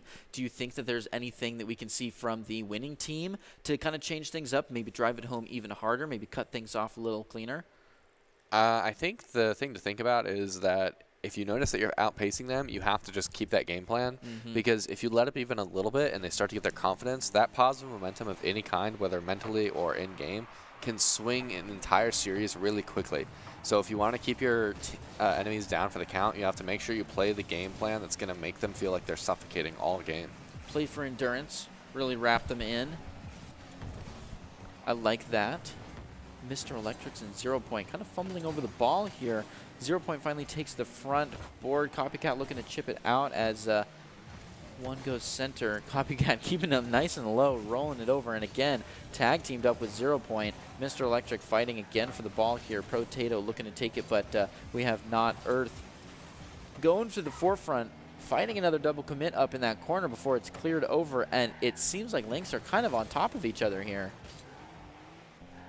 Yeah, the Lynx have kind of been kind of all over each other, but I have to honestly chalk it up to their aggressive mindset, maybe continuing to try to put on that force like I kind of pointed out before. But you have to dial it back and still say, okay, we're aggressive within reason, right? Because if we give them too many open opportunities, then they're going to score goals like this. And this, honestly, this is only 1 goal, but this play has happened maybe 2 or 3 times in this one game alone, where the ball kind of just rolls downfield towards the Lynx goal and nobody's there to defend it, and they chase after it and try to force it out at the very last second. Yeah, wave dashing after the ball at the last second. A stitch in time saves 9, and good positioning and good communication, and having the defensive confidence is what will really fix this situation here. Speaking of confidence, I believe that was another mid-air demo executed by the Mammoths. 0 Point looking to fight that man, takes it up into the air. Not Earth sending it back down to the ground almost. Actually goes to the ceiling. He's ready to accept the chip, letting it go a little too close to home here. Crazy Cat looking to drive it in, but Not Earth and Endercrafter don't like it. Sending it back. Mr. Electric tried to keep it on that side, but it's a little bit of a lob. Doesn't get too much ground, so it's back to the Mammoth scrambling for the ball, trying to send it back over to the half. And these Hail Mary clears are really coming out as people kind of chip it up, just trying to get it out from the defender, not worry where it's going. 0 Point and Mr. Electric's working together to corral it back in, try to turn it back around, set up a goal, but it's not going to happen. We have some people go wide and take it out back to the other side, and the return comes in again. It feels like the ball is almost stagnant. Not a lot of shot on goals, which if we had stats tonight, you would know equate to goals in general. Yeah, and I think you make a really good point about not a lot of shots on goals, but if you look at our stats overlay, you can even see that the Lynx have not had very much offensive pressure this game. I mean, they have it right now, but they haven't really done anything with it, as you can tell, because 0 Point is the only one with any accolades to his name, whereas Endercrafter and Spooky Not Earth have at least a couple, right? And you have to wonder whether or not this is a symptom of the Mammoths kind of turning around and having an aggressive playstyle while also playing consistently, or if it's something where the Lynx are maybe just committing too much to their offensive end, and so they can't keep pressure for long enough to have plays open up. I hear that. Good points all around. Endercrafter sending it back up over the... Look at all those demos. People are getting intense. They took to heart offensive pressure notes. Pro-Tato on the defense, sending it back out, looking to go straight to offense with a chip over one, looking to set up for the next.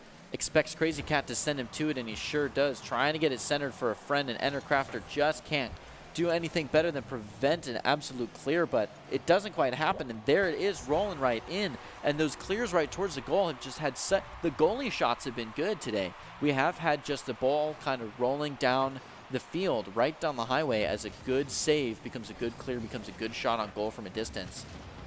Yeah, I definitely have to agree with you there. And that play, honestly, it was a really great clear downfield, but I have to honestly give some kind of reference to 0 Point's great redirect right at the end there to put it on net. And it was just an impressive team play all around, a way to find each other even in the weirdest positions. 0 Point got really aggressive with their shots on goal, looking at 3 now instead. Endercrafter doing as well. And these demos are good too. I like the demo aggression. That's a third one for this round so far. And we've seen 2 double demos very recently. Not Earth and Pro-Tato looking to set up, move right in, but it's cleared through by 0 Point, who's looking to do the same for himself.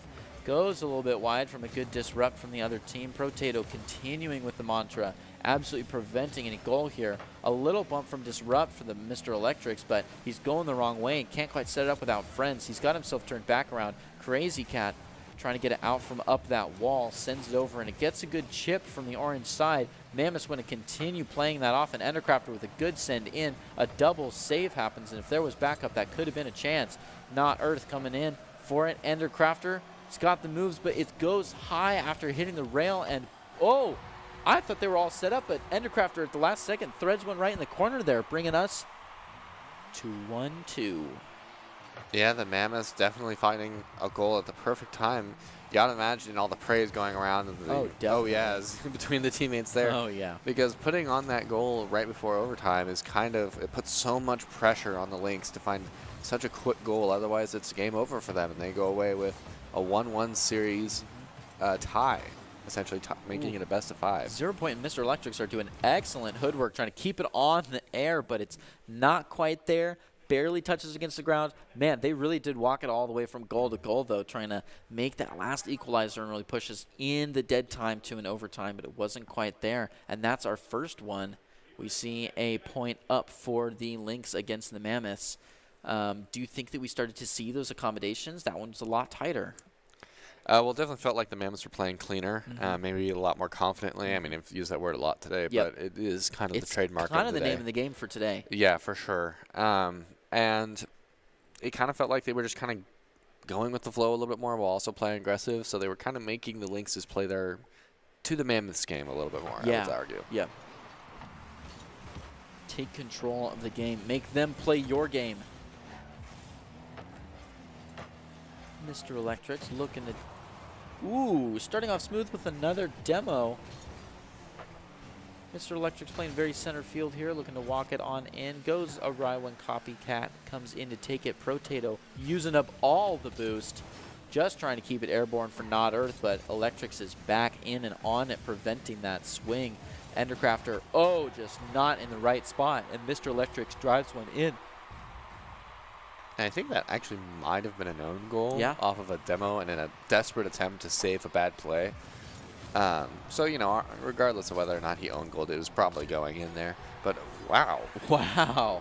That was quick. An explosive start from both teams, to say the least. Yeah, some precision work getting Lynx and Mammoths here to a 1-1, both in the best of 7 and for the 3rd point here. Yeah, and whoever comes away with this game is going to have a notable advantage going into the last half of the best of 7. Indeed.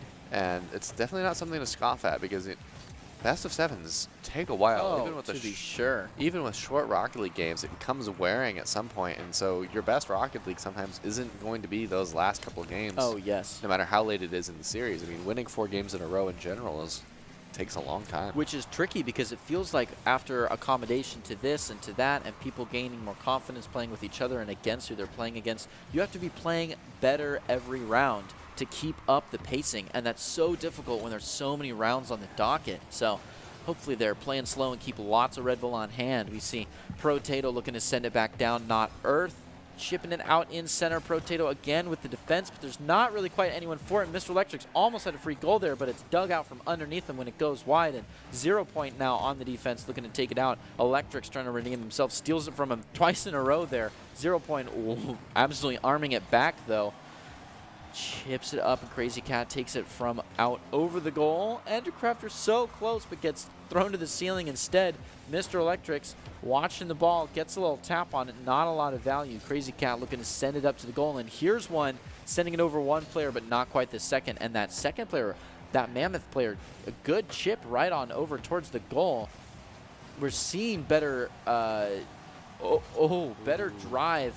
Ooh. There you go. That was good management. I was going to say better drive and better direction and better intentionality from the Mammoths with their points, and I definitely feel like that was a good display of that 3-man follow-up chain. Just good, pretty good placement overall. Mammoths really deserved that one. Yeah, and Spooky Not Earth on that almost made a really, really like backwards redirect play that would have been a fancy shot to get to watch again, but still an impressive display of offensive pressure that even if he doesn't find the back of the net there clearly, his team's ready for him to just make sure it's locked in. Yeah. And the Mammoths come away with a lead again. Oh, and another one. Ooh, yeah, Crazy Cat with a sneaky over the top there, bringing us to, I believe, 2-2. Yeah, and you can see both teams are desperate for this game lead at this point. Oh, indeed, and what a tight game it's been so far. A lead would be huge here as we come up on almost halfway through this game.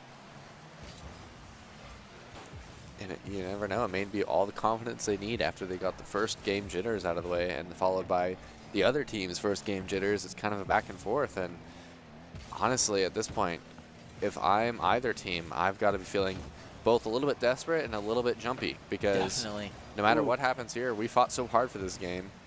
Yeah, that both teams so are committed. They're doing well.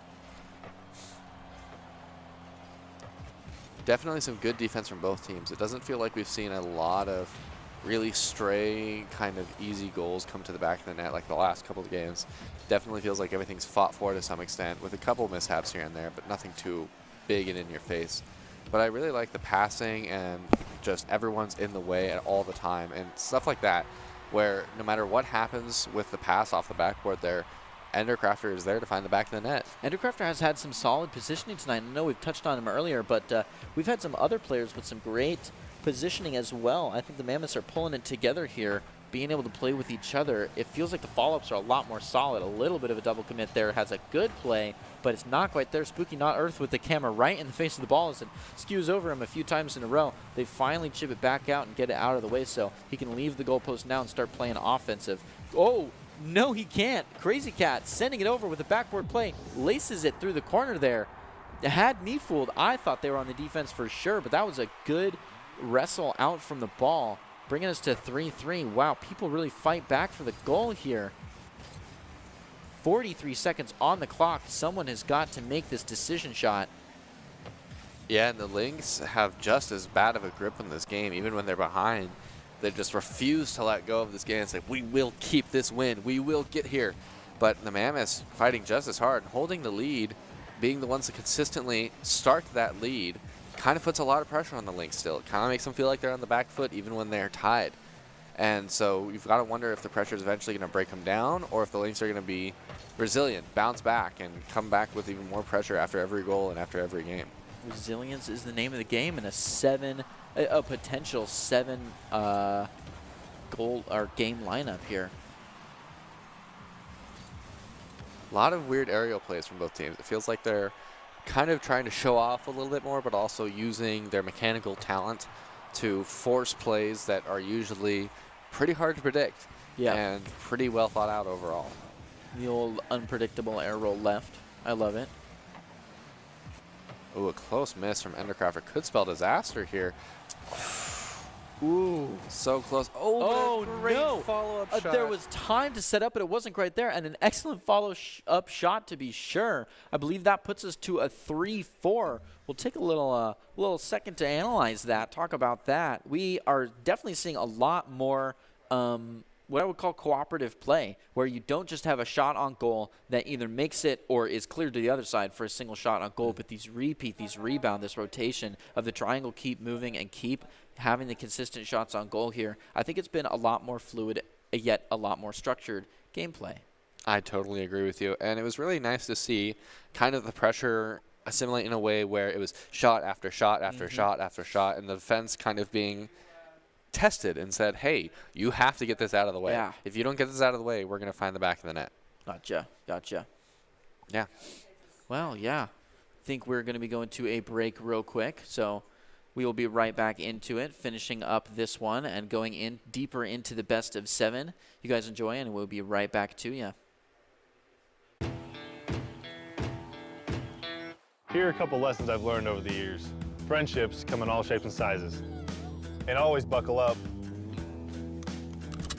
Seatbelts save lives. That's a rule we can all live by.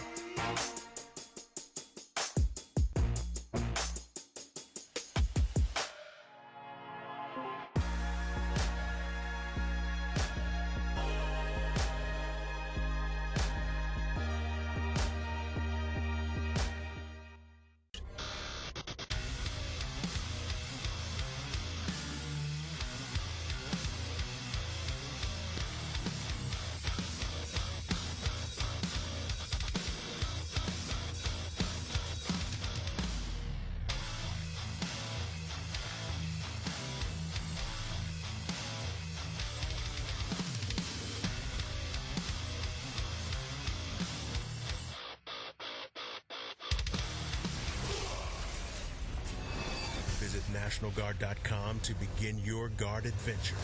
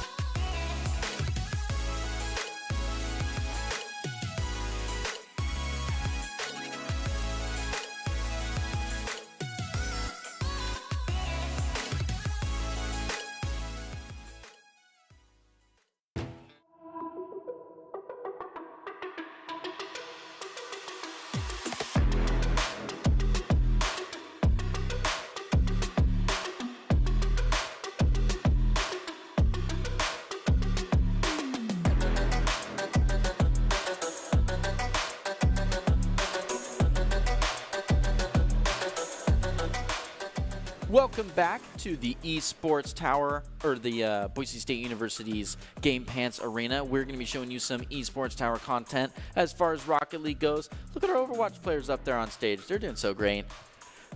We have the Lynx and the Mammoths playing off. We're right in the middle of a big best-of-7, a little showcase game here, a little quick match. Doc's keys to the game, just keeping you on your feet there. And here I am. I'm Old Soul, be casting for you tonight, and Patchy is here with me on the desk. Tacky, sorry.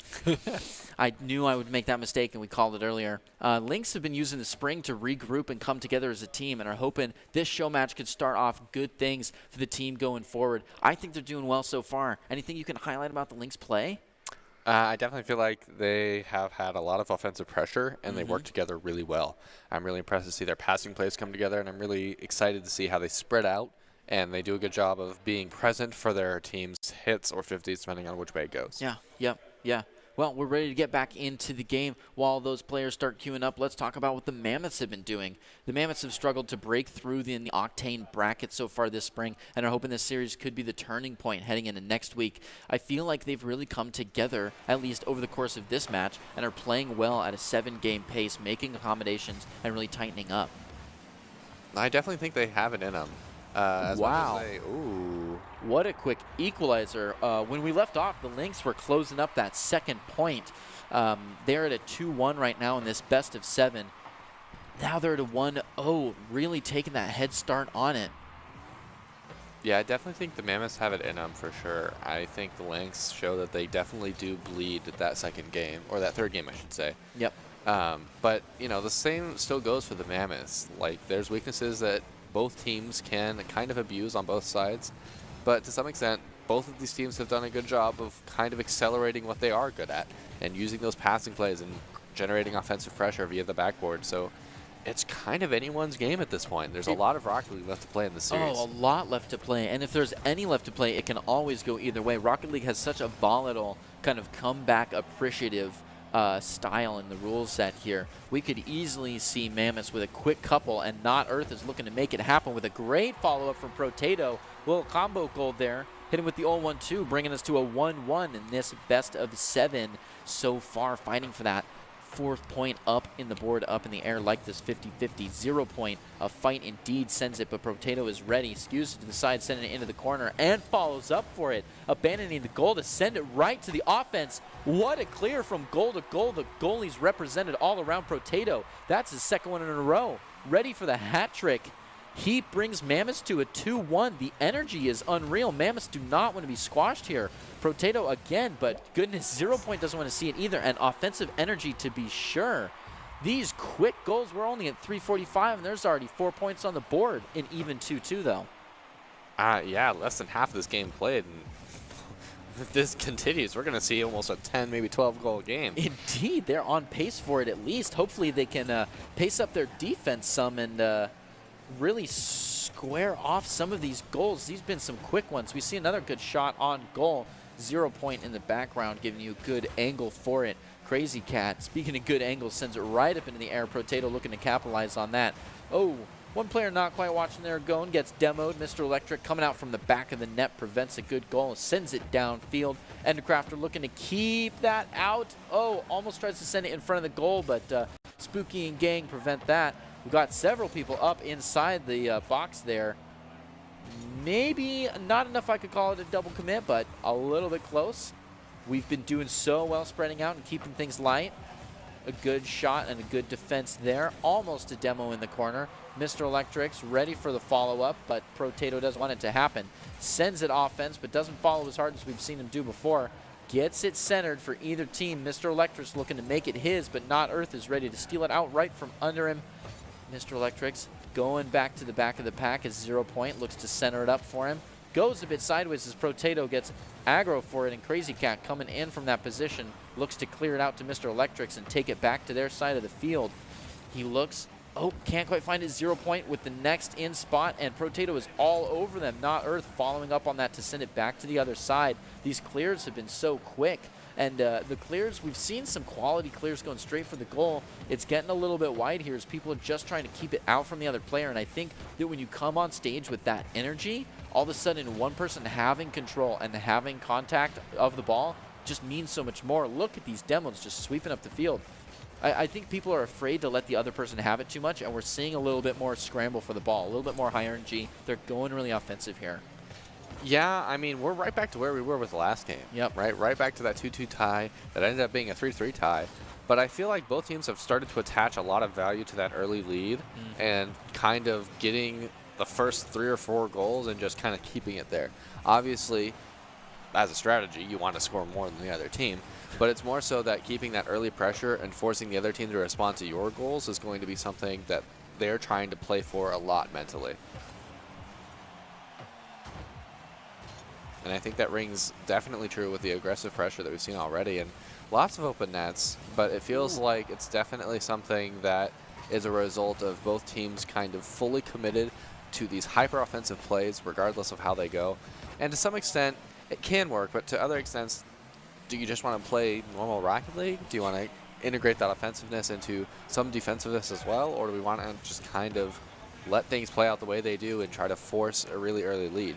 And it's kind of ended the same disaster for both teams, as both kind of at a 2-2 now. Both goals for both teams kind of nulls by the other. Yeah, and it's interesting that you bring up those options of, you know, not just how do I want to pull this rotation, but in long-term gameplay, what does this game want to look like? How do we want to come out in the beginning? Wow, Not Earth coming in full sail for a goal, and look at that demo. So much action going on here. That mindset can be extrapolated out when we're in such a long match set here. Like, do you want to use that first game to test the, test the reach of your opponents? Do you want to pull out the sneaky tricks and all the good flips later in the game? Will there be a later in the game? We see us going into overtime here, talking about later in the game. Unfortunately, we didn't get any other points after that 2-2. A real struggle for the ball. We start to see this 2-2 starting off with a quick steal from a teammate. Protato looking to line it up, going in for the send, and wow, what a quick one. Only 11 seconds on the clock. Yeah, and for me, the MVP of that specific match was definitely Protato. Obviously, because of his 2 goals, but he was also involved in that last goal as well, which gives him 100% goal participation in that game, which I think is really impressive. I think in the past couple games, we've maybe seen him be a little bit more of a midfielder, defender kind of player. Not that he's irrelevant. He was definitely doing his part in defensive rotations. Be on high, Yeah, he definitely was a big part of that Mammoth defense. So it was really interesting to see. I wonder what changed. You know, you have to wonder. What do you think changed that kind of brought Protato more into the forefront of this game? Maybe they just switched mice. It's the same people. No, I think, having that confidence moving into the goal. And when we talked about the pacing and the feel for the gameplay of the best of 7 as a whole, maybe he said, this is my turn to step up. This is where I've got to make a change. Became the IGL and started moving things around because, man, he got so much screen time in there and was the forefront goal pusher of that round for sure. Yeah, definitely impressive to see Protato kind of come out of nowhere and score all those goals that time around. And I'm really looking forward to if that's kind of the strategy they keep here or if they're kind of going to revert back to what they were doing before. But, I mean, if it ain't broke. Yep.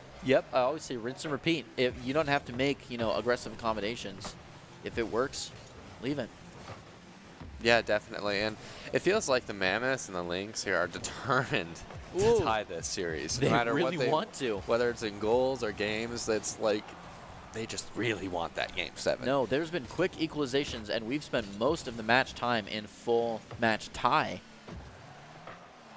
Yeah, it feels like past that first game, it kind of just turned into a tie fest of both teams fighting tooth and nail for any kind of edge they could get to kind of maybe tip the momentum. Like I was talking about before, the mental momentum follows the in-game momentum. And I think it's important that both teams are adding value to whoever kind of starts to get ahead might run away with it. That might be all they need is just that little bit of lead, and that's probably why they're fighting over it. Definitely. Ooh, a lot of people sailing into that one. Kind of leaves the blue goal open. Crazy Cat scrambling to get it back out from underneath that. Protato coming in for it. He's seen the spotlight. He's tasted the glory, and he wants more of it. Endercraft coming in after to back him up. Mr. Electrics doesn't want it and sends it straight into the goal. Absolutely forcing it in there. Just driving it right through the defensive player. An excellent play there, bringing us to 1-0. The Lynx with it up, but only barely. 3.5 minutes on the clock. Mammoth could easily score another goal here anytime. So the Lynx have got to play aggressively and not let up still. Make sure that they have these security goals, that they have these confidence goals, and they can drive it to a 3-2 in the best of 7. Whereas Mammoth, they're playing down, but not by much. They have this clock, and they have the ability to bring it back to a tie and start working towards a golden goal, or maybe even just finish it off in a similar fashion. So Endercrafter looking to chip it up, gets it right over Crazy Cat and towards the goal, but 2 people, count them, 2 are already on top of that ball. Not Earth with another try, tries to get it, but Mr. Electric plays pro, getting real aggressive in there, deep into the other 3.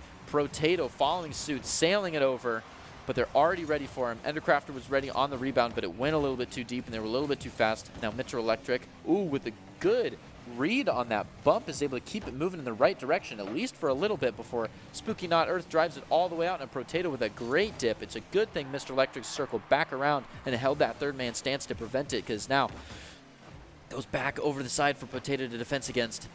0 point Mr. Electrics posted up to take this one, but Not Earth sails above them. Mr. Electrics go back to Copycat, sending it back over here to the mouth of the goal, but there's not a lot of follow-up on the close angle, so it goes out back to the halfway.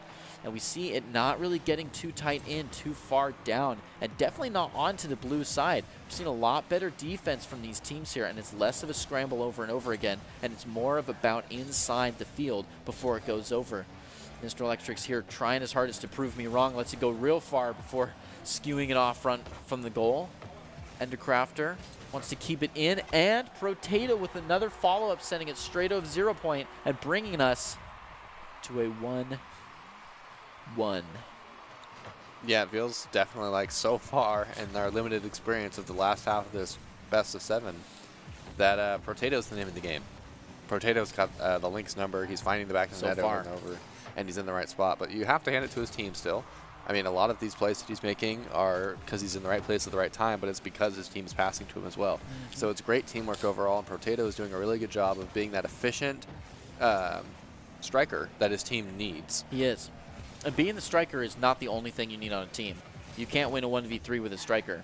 Endercrafter and Not Earth are doing a good job of setting up and being that defense. We don't see it on the wrong side of the field very often because of them. Protato looking to dig it out, maybe get a nice little chip up here. What a beautiful slide over on that ball. Just getting fancy here. 0 point looking to chip it out and comes right above him, sending it up. What a beautiful play there. Kind of passed it to himself, and the goal was just open. Yeah, it felt like the Mammoths might have really underestimated the power of the Lynx in that certain situation. It really did. Because you saw the defender was so pushed up. Yeah. He was kind of maybe expecting it to kind of just drip into the ground, but definitely doesn't. Maybe this is the lead I was talking about before. Maybe finally having more than one goal of an advantage is going to be something that the Lynx are able to run away with, but we'll have to see because Protato and the Mammoths are definitely not going to let up easily, as they've proved over and over in this series so far. And look at that, the Lynx going hard. They picked up a goal while we were talking. The 2 wasn't even fresh on the board, and they pulled up a hot 3v1 with only 30 seconds left on the clock. Can Not Earth, Protato, and Endercrafter score 2 more goals at a 10-second-a-goal pace to really close it in? They're going to try to. Protato looking to squeeze one in. It's not going to be there, and I doubt that they're going to. If they couldn't find it there, I don't think they'll be able to center back up and steal another one. Yeah. The Lynx trying their hardest to keep it on the floor, while Not Earth. Protato looking to dig it up, and a good sends it right there. Wow, a bounce almost on 0 seconds, but it's just not quite what they need to have. Yeah, would have been an impressive little buzzer beater there, but yeah, that was super impressive. I mean, assuming that goal goes in, right? Yeah.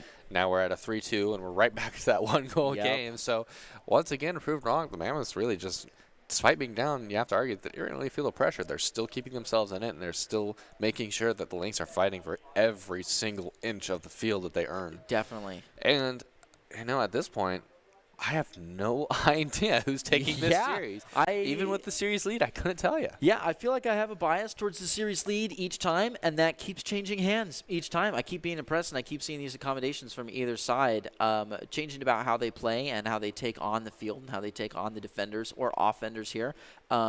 just an excellent play there right at the end to have people in front of you, to chip it back to yourself, score up over cross goal. We've seen some good, real sharp shooting here from some people. So these cross table shots always impress me, and I love seeing that. A quick little 50-50. Obviously, Protato was up to the plate for it. Endercrafter looking to follow that up while Not Earth is around the side, but ooh. And Copycat in the last second was able to clear in front of the goal, and it's a good thing because if there was a shot there, that would have been pretty well uncontested, but no worries, no harm, no foul. Not Earth is ready to get ready for this shot here after Protato, but Protato is not even allowed to touch the ball. Yeah, they're just playing monkey with him. Not Earth getting his hands onto it, tries to take it, but Mr. Electric chips it just a little too high for him. Endercrafter keeping it on that side, and though it keeps slipping through the grass, Mammoths find a way to keep it on the Lynx turf. 0 point. Looking to prove me wrong. Copycat, 0 point, trying to get this. Wow, look at that. Do you call that a 60-30 when there's a double commit on a 50-50? Gosh, I don't know what we call it other than disaster. I mean, it should never happen, right? But wow, this battle just right at the front post. Oh, finally, the teams are starting to separate and say, okay, reset. All right, yeah, calm down, everybody. There was 4 people in a small space for a section there. Yeah, they were trying to figure out who gets the ball now. Man, I thought I had blinked and we switched to a video of the parking lot. It was tight packed in there. And look at that again, these air scrambles and slow-mo ball dropping. Crazy Cat looking to dig it out of there. Spooky Not Earth holding the ball while Protato flies across him, and it's, oh my goodness, so deep. All it takes is Mr. Electric to bat an eyelash and send it right over the line, bringing us to a 1-0. Yeah, the Lynx already coming away with the lead. Maybe they're starting to run away with the pressure. They're starting to feel, okay, we got this, guys. Let's continue to keep up this pressure. Let's force them into a bad spot. But the Mammoths still fighting so hard and for we've this. seen the Mammoths themselves have a, a 1-point lead on a 1-match lead and lose the round. So it could totally go either way. Yeah, and if there's anyone that has anything to say about it at this point, it's definitely Protato. And it's really kind of confusing sometimes to see just how aggressive these teams are getting, because you can see on the Mammoths end, there's been sometimes, like we talked about before, 5, sometimes 6 players all just within the key of the goal. Yeah. Desperately trying to get that little bit of edge to either force it out or force it into the back of the net.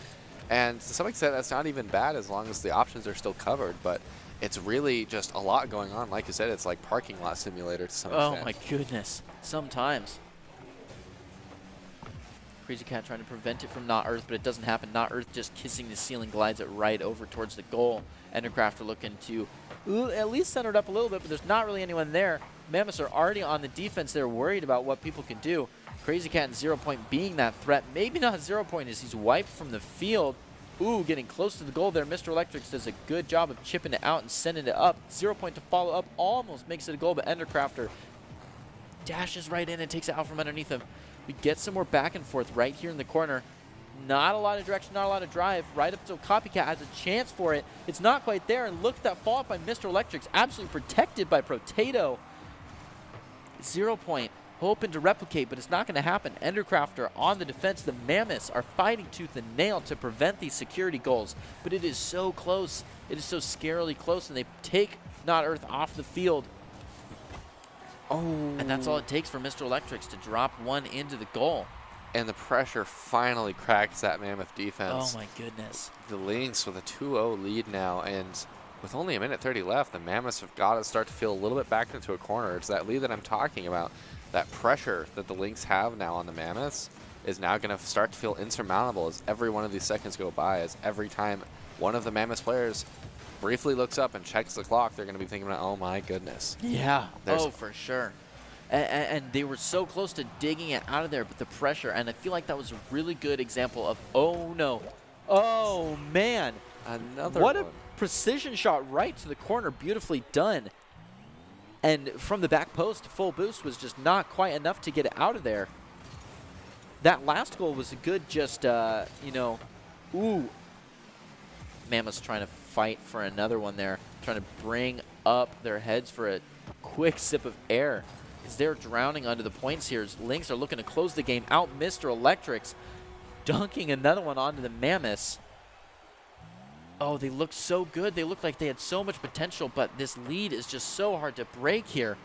Potato is going to be fighting an uphill battle against him, and Endercrafter comes swooping in to help out. It's not quite going to be there. Little dunk against the corner, centers it up. Spooking out of Earth trying to get it there, but some bumps. Leave it to Endercrafter to get it. Not going to happen with 0 Point on the defense. He's able to wriggle it out, but Not Earth comes up on top to take it from him.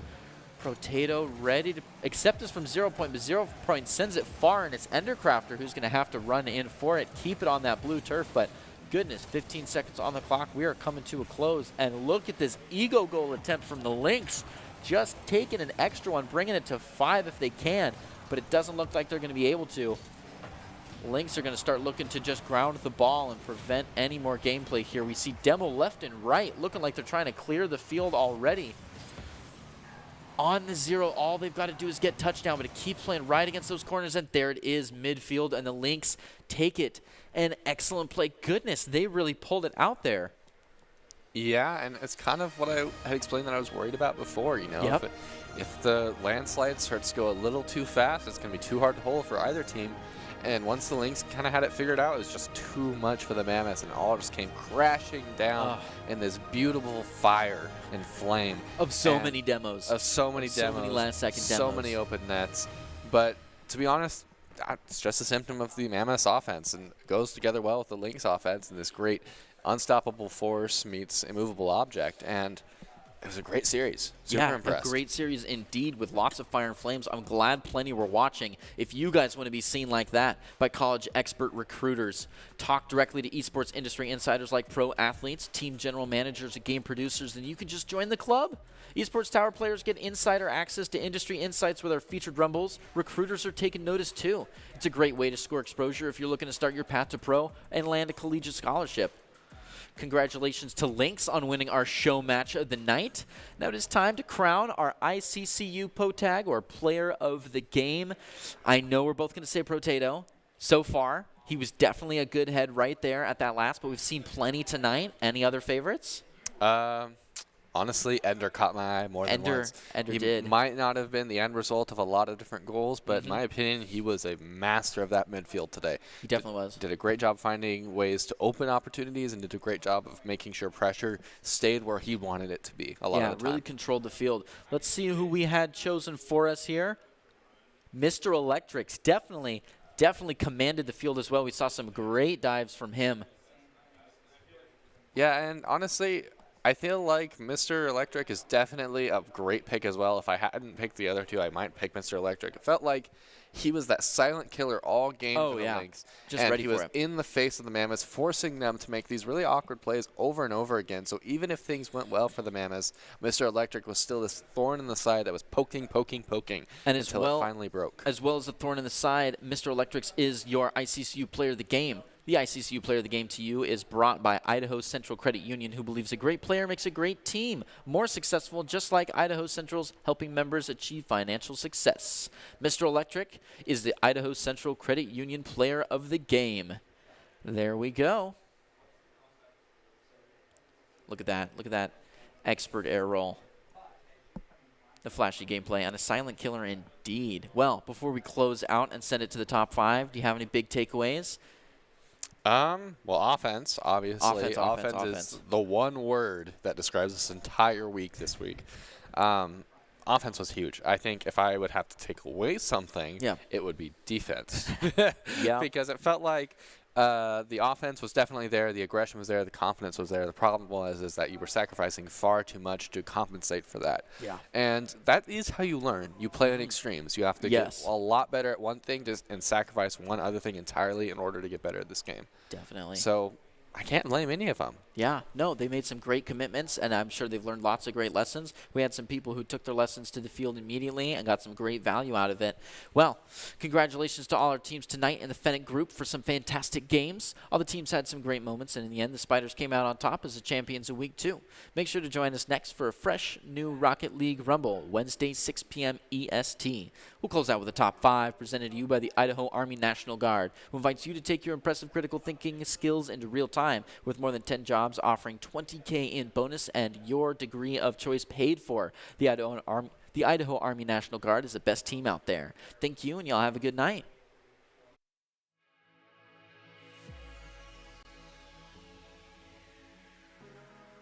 One less mistake on defense, and it ended up causing a lead to head in the way of the Spiders. But if you're Surge White, you're definitely not out of this. You've scored more than enough to keep this game going. I'm really excited to see if they can keep it up, or if someone's getting breaks sooner or less, and we'll see 3 or 4 goals scored at once. And I have to say that was a great play. That seems like the highlight line, at least downfield. But once they get down there, you can see players like Tove and Twiz do a really good job of just rebounding it over and over and forcing Surge White to have kind of a reaction immediately. Ooh, Zoot almost there for the follow-up, not quite. Apparently Jaw, and there we go, Papa Jeffy with the third. That was 3 rebounds or shots on goal over again. And it's just, you know, your pressure doesn't mean anything for the Vipers if you can't actually make something of it, or you break down on defense far too often to make up for it. Do you think this is a one-person-at-a-time positioning issue? Oh my goodness, an absolutely wide-open goal. Speaking of positioning issues, Zydra just down the field before it goes over. Mr. Electric's here trying his hardest to prove me wrong. Lets it go real far before skewing it off front from the goal. Ender Crafter wants to keep it in, and Rotato with another follow-up, sending it straight over 0 point and bringing us to a 1-1. Bit of a double commit there, has a good play, but it's not quite there. Spooky Not Earth with the camera right in the face of the ball as it skews over him a few times in a row. They finally chip it back out and get it out of the way so he can leave the goalpost now and start playing offensive.